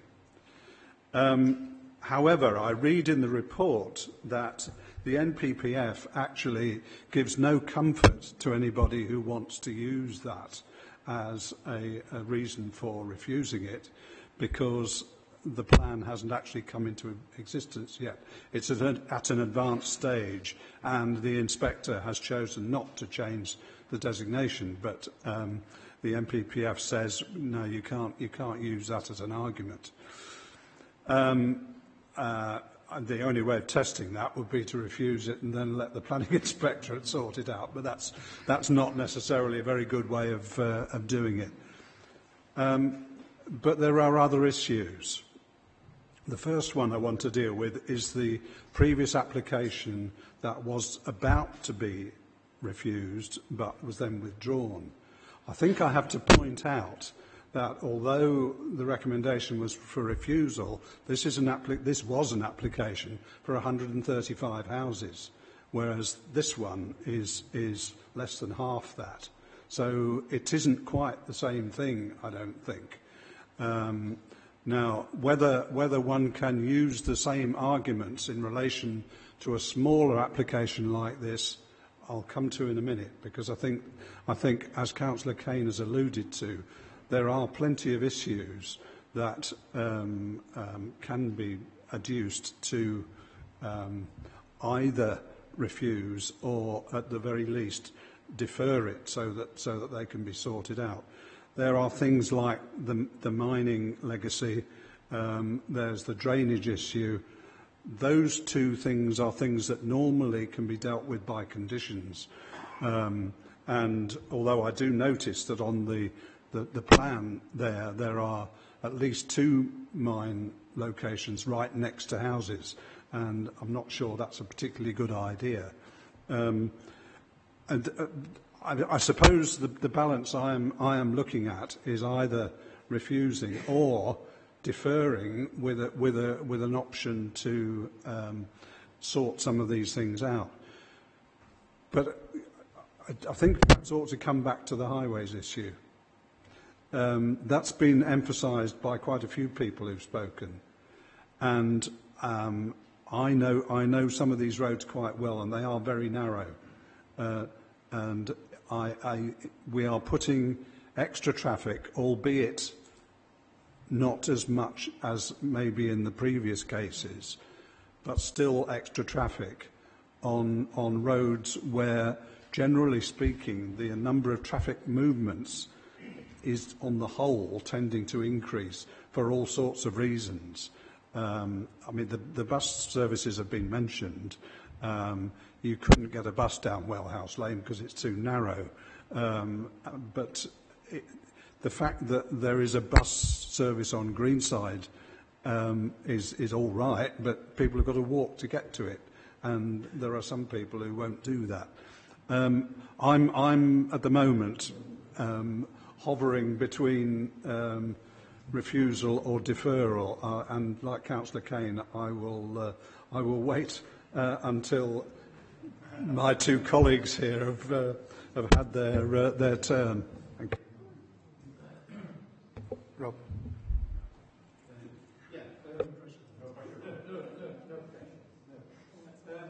A lot of the details have already been covered. For me, there are 2 key factors. One is the fact that this is safeguarded land under the emerging local plan. And I hear what you've just said about that. But given the fact we are so close, hopefully, to the final acceptance of the plan in the new year, I would think that is something that we should take into account. The key thing for me, though, are really the traffic issues. The development itself, there are many positive points about it, but I think it's where it is. It's the location, really. There are very narrow roads in this area. We saw that this morning when we visited the site on the bus. But for me, the critical thing is the fact that it is so close to an extremely large primary school. And I can see that at school times, it might only be a short period of time at either end of the day. But I think to add further traffic into this area is not a good idea. I think it's going to cause massive problems, and that would tend me towards either, well, probably towards refusal, but possibly towards deferral. But I will wait for the final contribution. Well done, Carol. Right. Well, I think I am going to be at odds with most of my colleagues here. I do think that the most crucial issue is the safeguarded land point, and we are very close to the new local plan being accepted. I don't have any problem with the actual development of the site in terms of drainage or coal. These, as has been said, are issues that could be dealt with either by condition or by design or etc. I think there is obviously some problem with traffic. Again, I do ask, if Woodfield, the exit from Woodfield Court is so difficult, why was it built only, 30, 40 years ago? I'm not sure how old that estate is. Why was it built as it was then? Surely, it would have been a difficult exit to have got out of then. But anyway, that's going back in time. I do think that exit can be or mitigated with road traffic calming, 20 mile an hour limits all the way down Wellhouse Lane, school management, transport plans. There are ways of dealing with the traffic around the school. And in all 61 houses, to be consistent, and that's what I'm thinking about, the number of times or when we've had to consider estates of this sort of size in the past, 61 houses and the number of traffic movements that's actually created, we haven't normally seen that as a problem. Yes, Wellhouse Lane is narrow, but we've also seen estates being built or given planning permission to estates where the roads are just as narrow out in the valleys and other parts of Kirklees. So, if we are to be consistent, then I don't think the number of traffic movements is something that we would necessarily take into account. We do need to build houses, and if it's not this site, it will be another site, which will have other problems, probably far worse problems, to be honest. So I am in favour of the development, though I'm still. It's the safeguarded land issue that is stopping me from wholeheartedly coming along and saying I recommend acceptance. Thanks, Chair. I just want to make a couple of comments here, and I think Councillor Pinnock mentioned something there.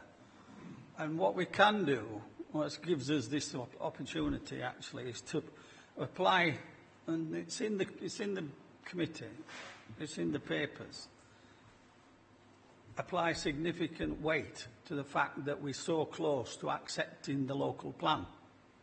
So in other words, we can accept that this is safeguarding land to a degree. And safeguarding land gives us that opportunity for us to say we can refuse this. We can refuse this. And I think we're quite comfortable in doing that. That's that fine balance. This is that fine balance issue. The other thing is about, I've no real issues with school. We passed an application for somewhere, exactly same type of application, this very close to my home. And we had issues, exactly same issues. But them roads were nowhere near, and I could be hung up for this, to be quite honest with you. They were nowhere near as narrow as these roads that are around here. This is totally different. It's a different configuration. The school issue, they always say that, and one of the objectors did say this, you know, some of them, it's a wonder they haven't been shot or whatever. You understand what I mean? It does get very aerated, does the arguments there, but they seem to manage. They always seem to manage at school, and they do manage at school. What the difference is this with this application is, it's the cumulative measures of them properties actually to the road network as a whole, not at school times, as a whole. And given, I did ask Mr. Firth about how they'd worked it out this morning. And yes, to a certain extent, and I think objectors have got to understand that. We do ask the right questions. We try to ask the right questions. And I said, I don't honestly believe some of the figures that were given back to us. Because we all know when we live on these estates, how new properties create such a problem. And they said they're only coming in at certain times, going out at certain times. It's all the day round. So they do cause problems. And 60 odd properties here would create a problem. I do agree with that. So I feel as though I'm sort of going down the path of refusing this. Actually refusing it because of them two particular issues. But one other thing that has got to be said here, and that is about the 106 payments. Let me tell you, if they didn't want this as quick as what they did, we would not be getting all them payments. I'll tell you that now.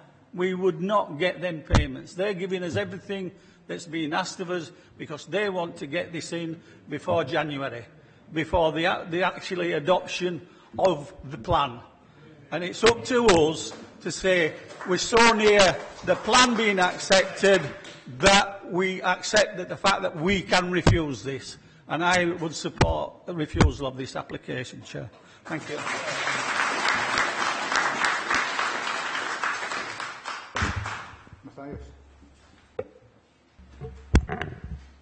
Right, so where do we go from here, members? Okay, so it's been moved, it's been seconded. Councillor Keynes, come down on that side as well. I think our advice to you, which is set out in the papers about if we take it from the starting point, we talk about, start with the development plan, so let's talk about the policies. Our advice to you is the scale of the development does not support a prematurity reason. That could be seen to be unreasonable. I hear what you're saying, but that's my advice back to you on that point. The issues of highways are well established, well versed by the residents and their members, and echoed in the planning committee.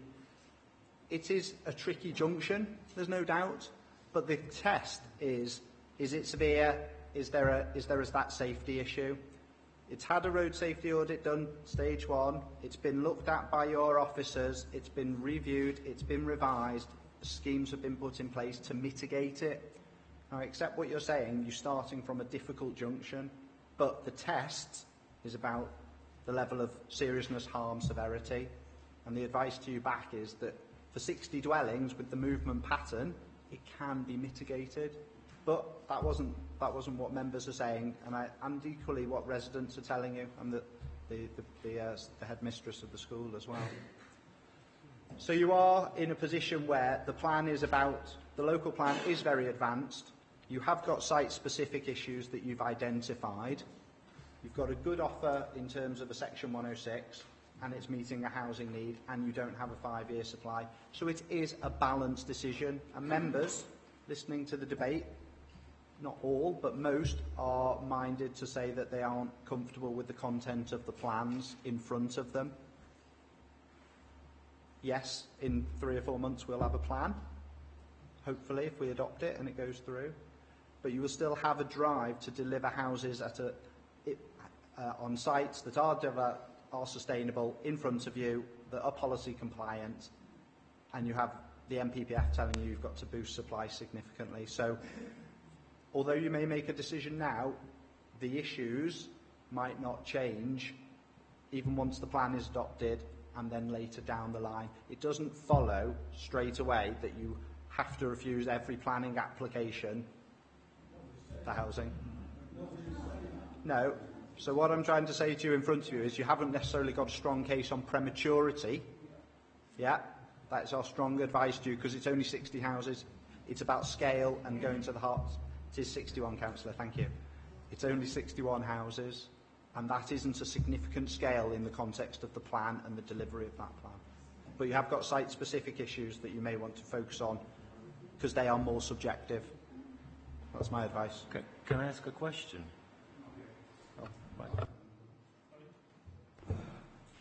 Thank you, Chair. I'd like to come down on the side of refusal, but I just want to make the point that I think it's all very well saying that this is only a small-scale development. That would be fine if we were talking about a development in a much more open area where houses are more spread out.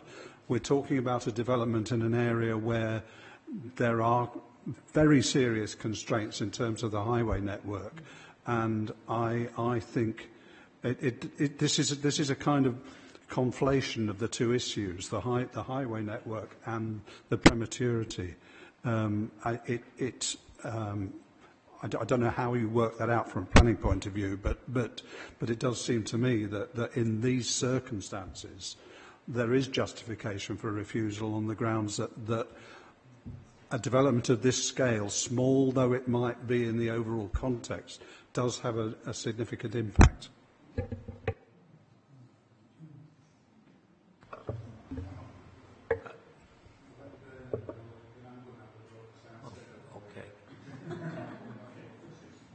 I just wanted to ask a question on the conservation and heritage grounds, whether someone made a point about it has to be a significant to overcome the heritage value, you know, the Balderson Hall, the setting of the hall, and the heritage of the area. Is this significant enough? Because there seems to be a conflict there between it has to be significant to the area to overcome the heritage and conservation concerns of the people who've come here today. And I wonder, would that be a point for refusal? I mean, the question of the layout and the design is whether it affects the setting of that listed building. You've been told by Matthew, and the advice from officers is there is an impact. Our advice to you is it's less than substantial. If you look at the layout, how close are the houses? How close is the built form? What is the relationship of the setting of that listed building? Is there development tight up to the boundary? It is quite a low-density form of development on the site. It's not a strong argument, in my view. I think the reality is the layout of the site, the houses, the drainage, when you're on the site itself, is pretty well designed. The issues around the coal mining and the drainage, they're engineering problems that can have an engineering solution. The real issue with members seems to be when you leave the site, or you develop the site and then you come in and going from it, what's the impact there? And is that significant and severe enough, notwithstanding the advice from officers and the applicants and that level of evidence that you have in front of you, notwithstanding that, is that significant enough to arrive at a reason to refuse? And that's where the residents and their ward councillors and some of the committee is, it feels like to me. Thank you. I think one of the things that got me right at the beginning when I was briefed on this was Councillor Kane hit the nail on the head. We have to try with some developers to drag 106 agreements out of them. It's like pulling teeth. With this, we didn't need to. It were already there. That told me how desperate they were to get this through before around December, January, when we think the new plan's coming in. One of the things that we do, or I do, as we're so close to it, is, yeah, I have got an eye on the old UDP. And yeah, I've also got an eye on the new local plan. You'd be an idiot not to. You've got to try and balance things up. Everything that's been said here today in relation to highways, grounds, yeah, it is bad. We went up on a small minibus this morning. We couldn't turn left because we didn't have enough room, so we'd no choice but to turn right. That doesn't help. Narrowing roads, cars for some reason, designers want to make cars bloody bigger. Why, I don't know. But they do. Chelsea tractors, what have you. It's been moved as this by Councillor McGuigan for refusal. It's been seconded by Councillor Bellamy. I'm more than happy to go along with this, so I'd like to go to the vote. Have we got a list of reasons, or do you want us to go through them again? Right. Can we clarify his reasons again? Councillor Kane. Chair, I'll try to clarify one of the I'll try to clarify two of the reasons. Is that we're not being presumptuous. I don't think we're being presumptuous. It's there. We can actually use the new plan because we can give significant weight to this application as to what it's going to be in the future. There's nothing wrong with that. We can do that. That's within our gift. The other thing is, and I'll bring you back to this again. Every time I read it, it just angers me, does this? And this is officer speak. Absolute officer speak. On page 25, it says right at the bottom of that sentence, it says, would remain below the required standards such that additional traffic generated by the proposed development would be detrimental to highway safety. That's what we're here for. That's what we're here for. And that's what you should be putting in. That it's detrimental, it would be detrimental to highway safety. And the mitigating measures are insufficient. They're insufficient to be able to deal with that issue. Thank you. So what I've heard is that you're proposing two reasons for refusal. One on the principal argument that, well, yeah, we'll wait and... Well, start. Paul's gone. Yeah, as decision makers, you choose to give more weight to the emerging local plan. And secondly, you're concerned about highway safety and the proposed mitigation measures don't meet the requirements. So highway safety. That's yours. Yeah. In terms of the local highway network and the context of the proximity to the school and the specific road network in that area.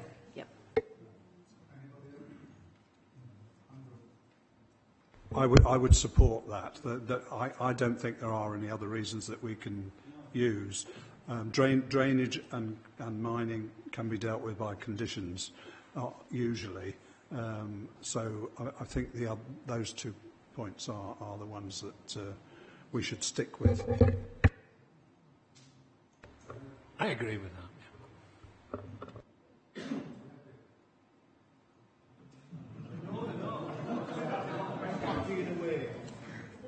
Can I come in? Through you, Chair. Yeah. Yes, thank you. It's been an interesting debate.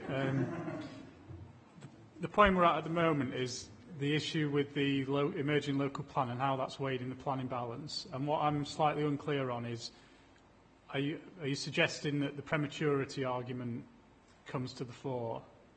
Or is it the case that overall, because it's provisional open land at the moment and because it's emerging safeguarded designation, that those aspects in totality mean that in principle the development's unacceptable? I'm just trying to understand if it's the prematurity argument, because The point I'd like to make is we did seek counsel or barrister advice on prematurity specifically, and we have had some advice on prematurity from a barrister, from our appointed counsel advisor, who said that prematurity in this case wouldn't be a substantiated reason for refusal in this particular instance. That's not to diminish your points that you made about the principle of development. I'm just talking about prematurity.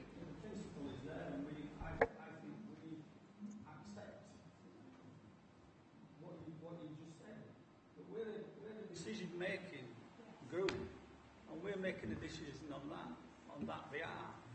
And the fact that we've had some advice, which is all it is advice, and we feel I feel as though there's sufficient there for us to refuse it because we're so close to the local plan being adopted. There's nothing wrong with that. That's fine. That's fine. Yeah, that's fine. I think one of the things is with it being Paul, and now in new plan it's still looked after land. I think, I'm prepared to fight on that. So there we have it. So it has been moved for refusal by Councillor McGuinn, seconded by Councillor Bellamy. We'll go to the vote. All those in favour of refusing this application, please show. That's 6. Against? Abstentions? 1. Therefore, that application is refused.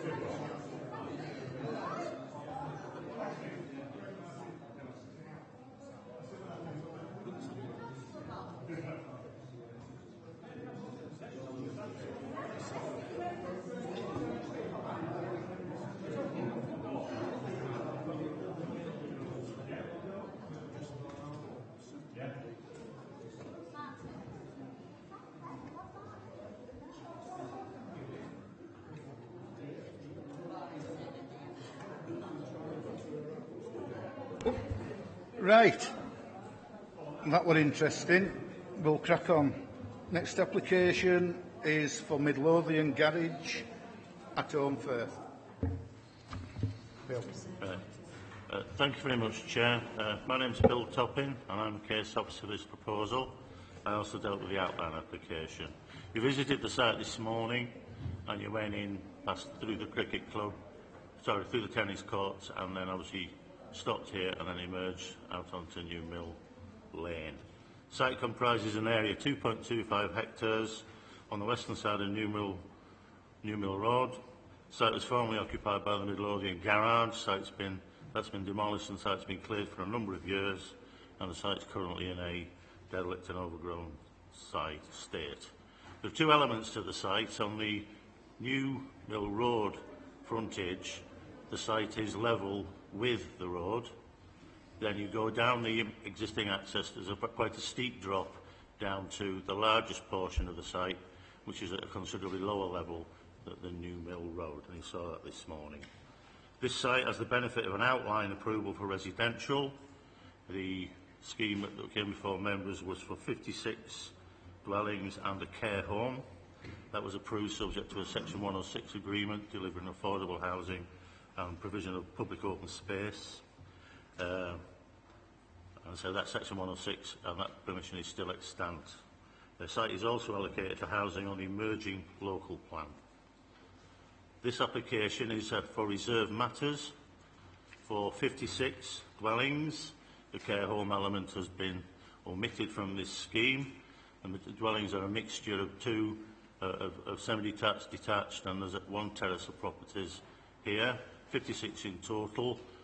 The existing access, which was approved at outline, serves the bulk of the site. It goes down to this point, right the way through the site here to the existing access to the tennis club, which is retained. So that road is already in place. The western part of the site is served by two additional unmade roads there. They're called shared surfaces that way to that site.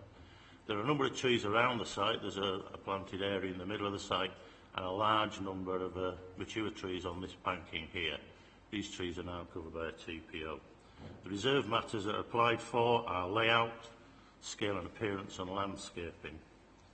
Regarding the layout, scheme indicates 56 dwellings at a density of just over 25 per hectare. That's not a excessive density in this case, and it's considered to be efficient use of the land, given the constraints on the site and the proximity of all the trees.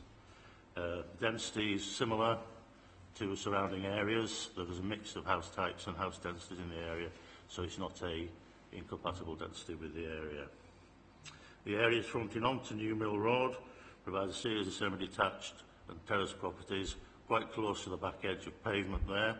The parking arrangements for these are through two courts, communal courts that way, to avoid individual parking in the front of the houses, which enables these areas to be gardened and obviously landscaped and improves the street scene at that point. Once you get into the site is much more spacious, and each houses have their own parking areas, and this is a much more spacious part of the scheme. Scale of the development, mainly two-storey. There are some three stories at this area here, which is where the slope actually, there's a transition at this point here, but they are all two-storey. The proposal is for art stone throughout the site and Grampian tile roofing. So art stone and grey tile roofing is proposed. The scheme satisfies the space about building standards. There's adequate amenity space and privacy within the scheme. The nearest dwellings are on the other side of the road here, which are in an elevated position, so there's no infringement on their privacy or outlook in that respect.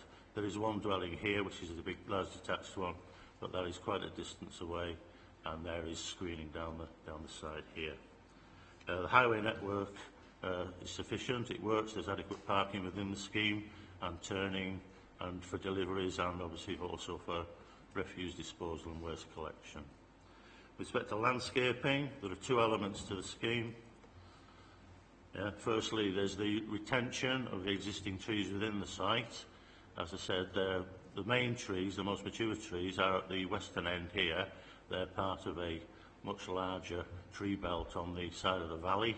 They are very important trees and very, very attractive trees. They're now covered by a tree preservation order, and the proximity of all the houses at this point, they face out onto the trees. It's well away from those trees, so there's no damage to the trees. Within the middle of the site, there's quite a steep slope, which you saw this morning, where there are some other trees. These trees are mainly birch, silver birch, and these aren't considered worthy of protection. But what we are proposing is what has been proposed and is acceptable to our trees officer and our landscaping is the replacement of that area. That area will be replanted along that slope there, and this is the planting scheme that would form that there, and that would be, if accepted, that would be conditioned for implementation. There is landscaping within the scheme in itself, strategic points throughout the road network, verges and the shrub planting within planting areas to create quite a green street scene in accordance with our Green Streets guidance that our landscape people put forward. The amount of additional planting and the species of planting are also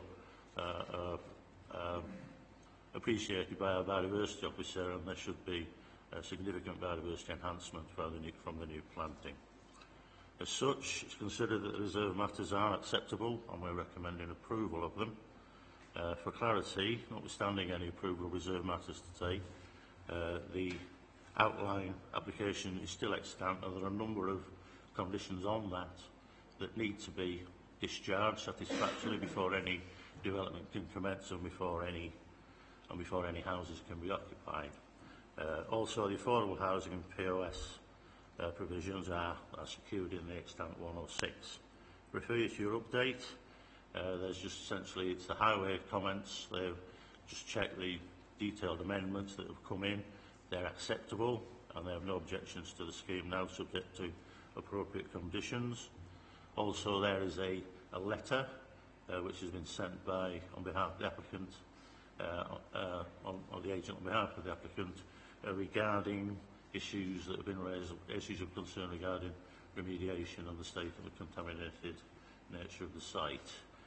So that's there for your information. And obviously, we have an environmental health officer here if you wish to discuss that.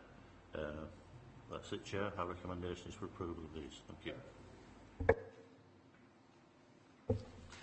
Councillor Sims, 5 minutes.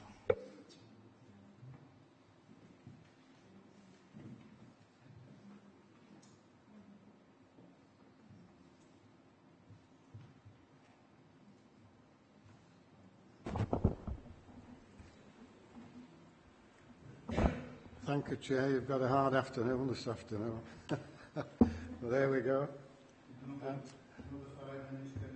Well, no, you might be longer than that, but I don't know. As a ward councillor, I have a duty of care, and I need to tell you, and what's disappointing about this, you've not been told that this site is an extinct local tip by the Avon District Council.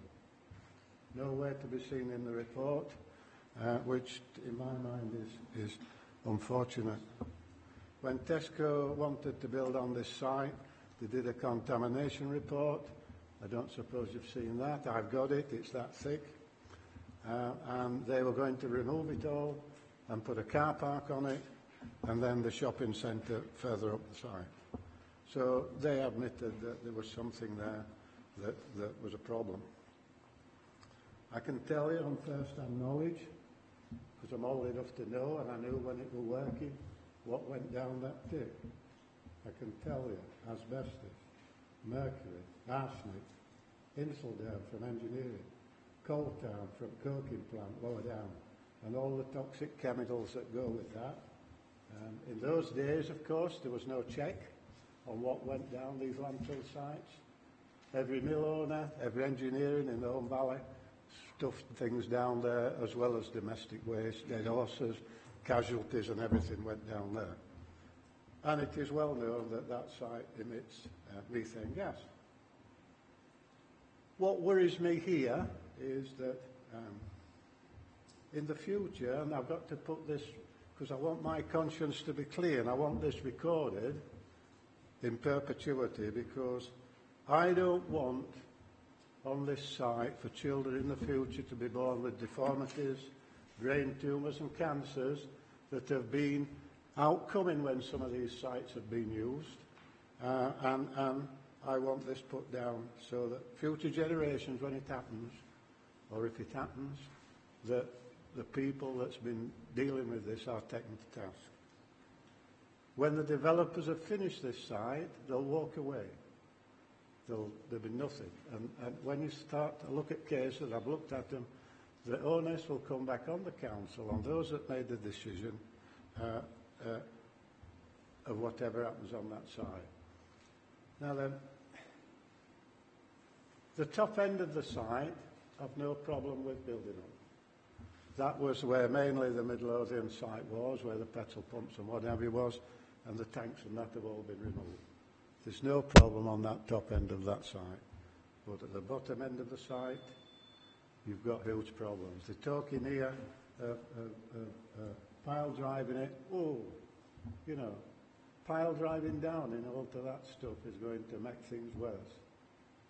And to say, well, we can overcome things by putting a metre of topsoil on that, that's absolutely crazy. If you're going to do anything, it wants removing that stuff, not burying and letting houses be built of it where youngsters can be born and activities can take place. I feel sorry for these contractors. I feel really sorry because I don't think they'll have paid for the site yet, but they've been sold a pig in a poke or a pup in Yorkshire language because they don't know the full investigation that needs to take place on that site, and it should be done. I'm asking you as members that if you're going to develop it, that you make sure this is done. Read the past contamination report, and let's have a future report. I know when the last one was done, by Tesco, the map gave so many points where they're supposed to have drilled and gone down. And I went down on site and I can tell you only half of those points could I find any puncture in that ground, and I know it well, that site, of where drills had gone in.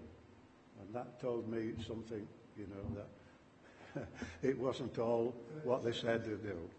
So I can ask that Chair, that you look at this duty of care. You're going to make a decision today. I did ask, and they write it on here about what I said. I want, if they do go ahead with this site, I want it to be natural stone. It's natural stone all around it. There's no brick, it's all natural stone. Even the council houses across are natural stone. And that's where I rest my case. You've only been given half the tale, you've not been given the full tale on the contamination on this site. Thank you, Chair.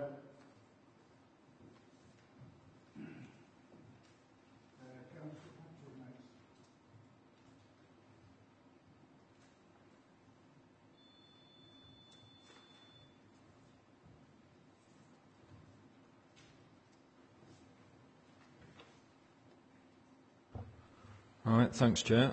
One of the things that really concerns me, and we've heard it with the Murfield site too, why are councillors on planning committees these days being asked to make decisions on sites with crucial detail not in front of them? You're making decisions blind on complex sites.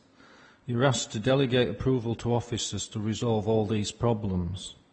In Orme Valley South, we're finding out what that really means. At all the major sites currently being developed, the builders started on site before conditions were agreed and discharged. Hard to believe, but it's true. Developers have been allowed to do what they want to do, creating lots of problems and generating lots of complaints. Matthias knows all about it.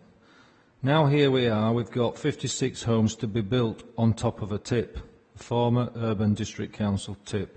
The tip material will not be removed. Houses will won't be built directly on top, but there'll be about a metre of earth put on top.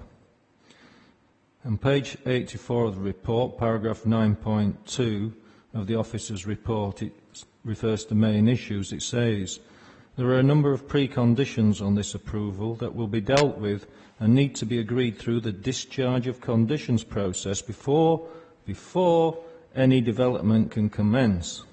These include decontamination, remediation and validation prior to occupation.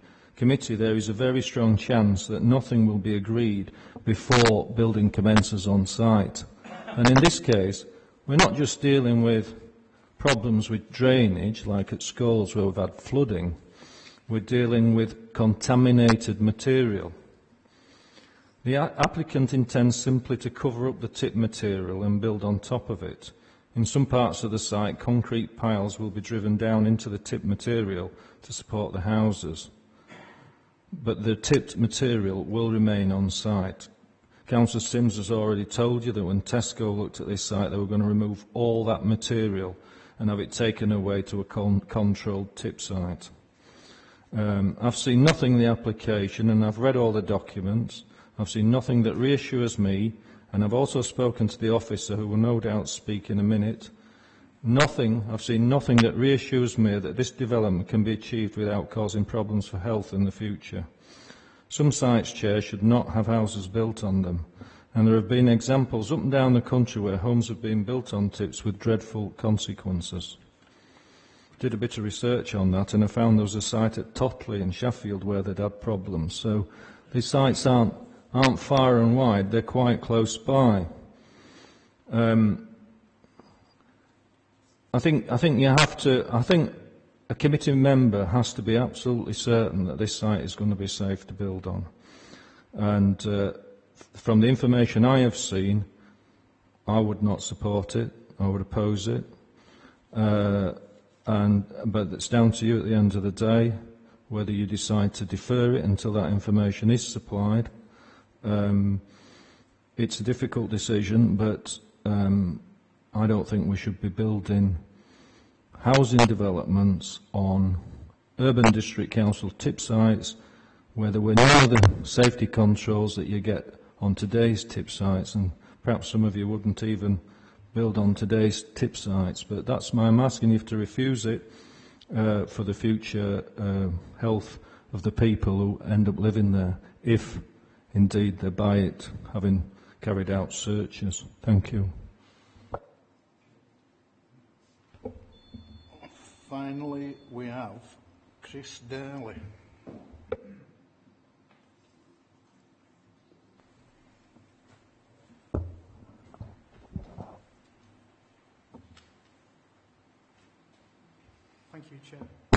Thank you, Chair. I act as planning consultant for the applicant, Seddon Homes. Seddon Homes are a regional house builder who are keen to invest in Kirklees and deliver new homes. Should you approve these reserve matters today, they expect to be able to start on site at the beginning of next year. This includes a range of 2, 3 and 4 bedroom homes, including 6 affordable properties. As you've read in the committee report and have heard in Mr Toppin's presentation, the principle of housing on this brownfield site has already been established through the earlier outline permission. The site is also proposed to be allocated in your new local plan, and you've obviously discussed the weight to be applied to local plan in the earlier application. This site will help the council achieve a 5-year housing land supply. We've worked closely with your officers on this application for reserve matters. All technical matters are resolved. The design and materials are also agreed. The concerns expressed by local councillors on how the land would be safely remediated has already been dealt with at outline planning stage. Appropriate conditions on this matter have been applied, ensuring that a strategy is in place before work starts and all remediation work and subsequent monitoring is carried out before any properties are occupied. My client will fully comply with these conditions. If they didn't, they would not be able to sell the houses, as lenders would not provide mortgages where conditions have not been discharged. Now, my letter, which is appended to the update report, goes into this matter in a bit more detail. I'm not going to go through that any further. What I would like to say is, notwithstanding the comments of local councillors, it's important to recognise there is not a single objection to this application from local residents. Those people neighbouring the site that our client has spoken to have said that they are keen to see it developed, as in its present state, it is increasingly attracting antisocial behaviour. Approving this application today will therefore allow this site to be finally developed. The final design represents a robust and high-quality development that will deliver much-needed homes on this derelict brownfield site, which is identified in your emerging local plan. I therefore respectfully request that you approve this application in accordance with the officer's recommendation. I would therefore be pleased to answer any questions that you may have. Thank you.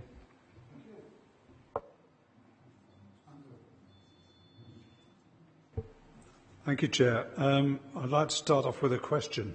I note that the matter of the contamination of this site has been dealt with at the outline stage.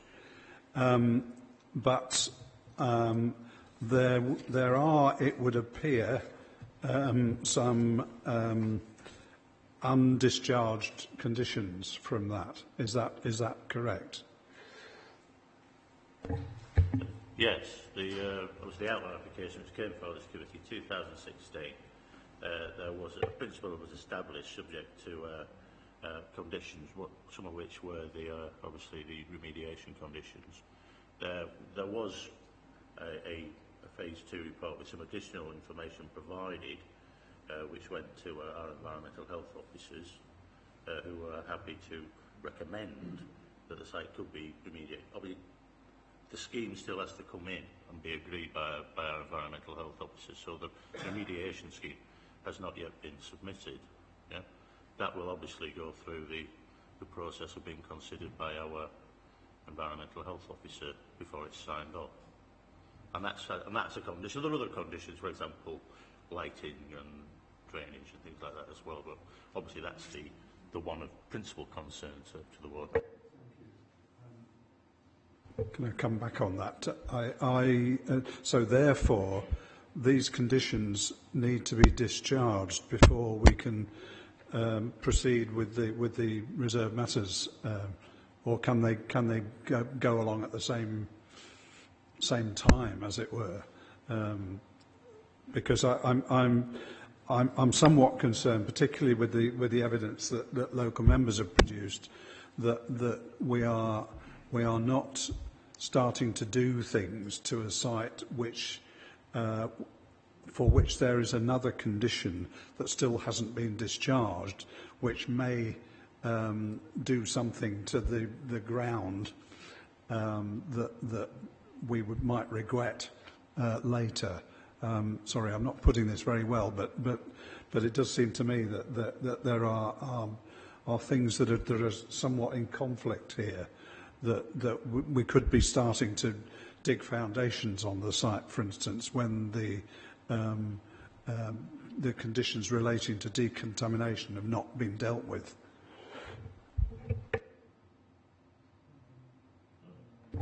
So, yeah, well, if they did that, that'd be a breach of condition and enforcement matter. I mean, the issue is, obviously, the entire site, in principle, our environmental health has said can be remediated and made safe to live in. Obviously, it's a sensitive end user, and obviously the site needs to be safe for future occupation.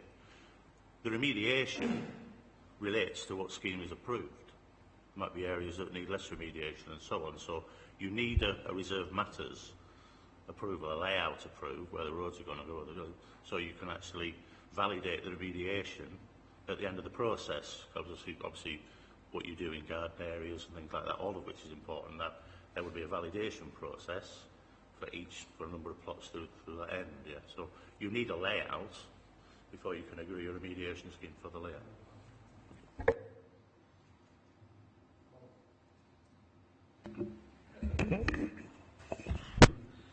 I'd just like to come back on that. I agree with you totally, Bill, on what you've just said. And I have some sympathy about building on top of what were disposal sites and whatever, but it's not new techniques or anything like that. It's not something that's not been done before. There's been one done in my ward, whereas they've had to cap a lot of the existing stuff.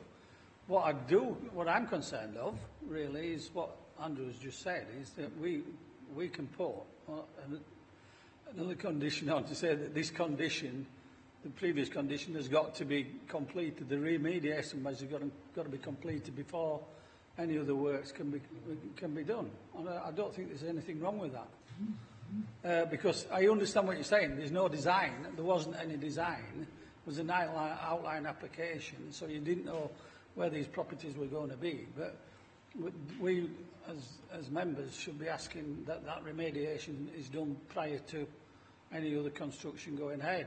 I'll leave that there, and you can answer me afterwards. And the other thing is, I have also some sympathy with Councillor Sims here, and in particular about the, they wanted to put Artstone on. I have no problems when it's in that dip, but when it's at side of the road and all the other properties are actually stone, I would suggest that we, as far as materials is concerned, any of the properties adjacent to the road are done with proper stone.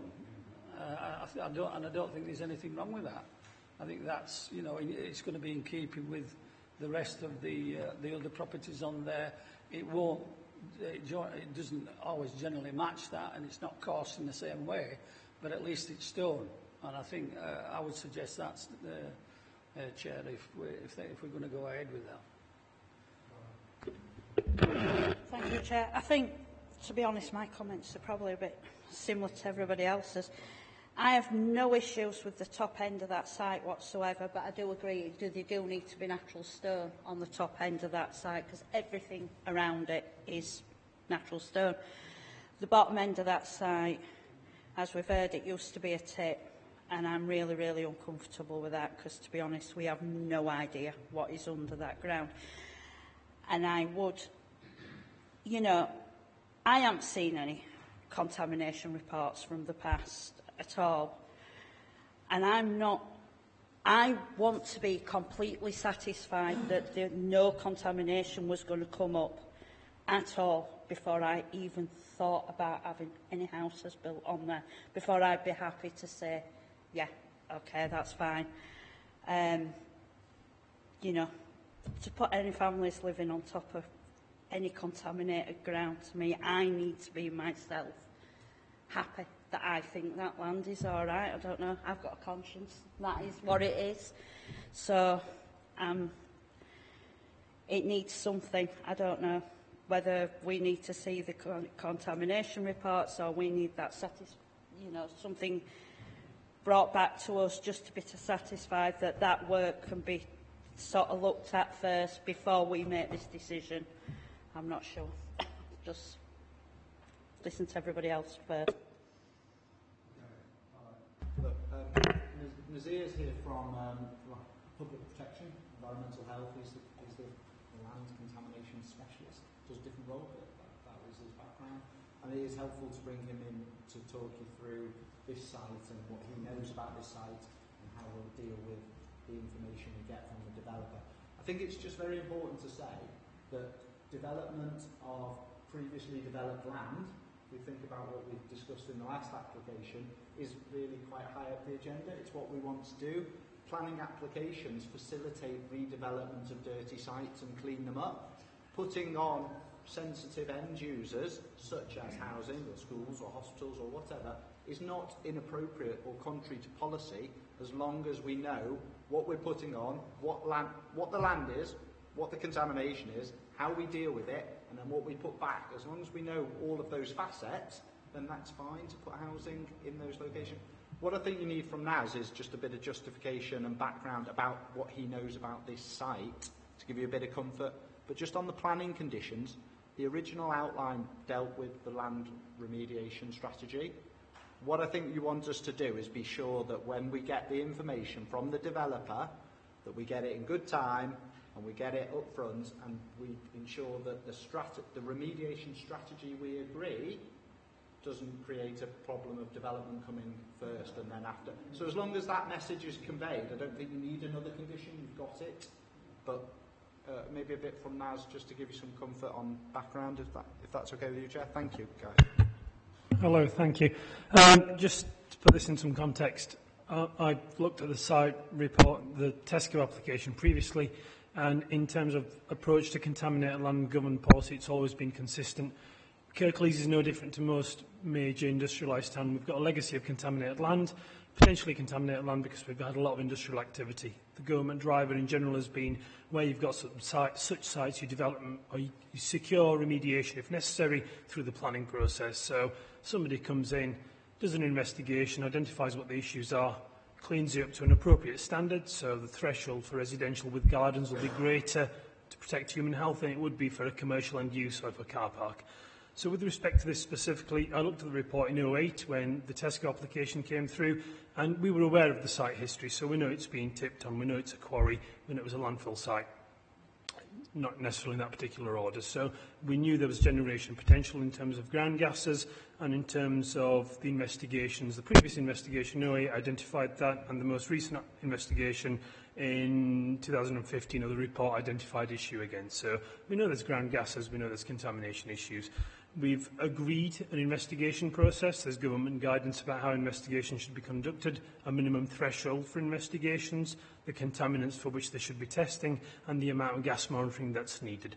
So we had that phased. We had some negotiations with the consultants. We expected more gas monitoring and some more investigation, testing of the soil to clarify exactly what was going on. And for that reason, we've got the phase 2 condition on. The conditions are phased, and they are pre-development conditions. So before development commences, we expect to know what the ground conditions are. With soils, ground gas, so we can agree a remediation spec, and also any contaminants, so metals, organics that you would typically find in the soil, given the site history. So the testing regime is specific to what's gone on this site, and the conditions are. So we agree a phase 2, so we agree a site investigation before development commences, and we also agree a remediation spec. So there is what steps they have to take, both the garden areas or to guard against the ground gases that may come up, and then we also agree a validation methodology. So depending on the gas regime on site, we might say we need this spec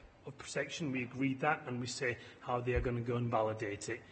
It is a process that we follow. This process is not dissimilar to we've followed in other sites and some significantly larger sites in Kirklees, where relative to what we've found to date, the problems in terms of contamination have been greater. So in that sense, what I'm saying is it's no different to what we've dealt with already, and it's not uncommon for development to take place on sites such as this, given its history and what's been identified to date. I can answer specifics about contaminants if you want, but that's a general snapshot of where we are.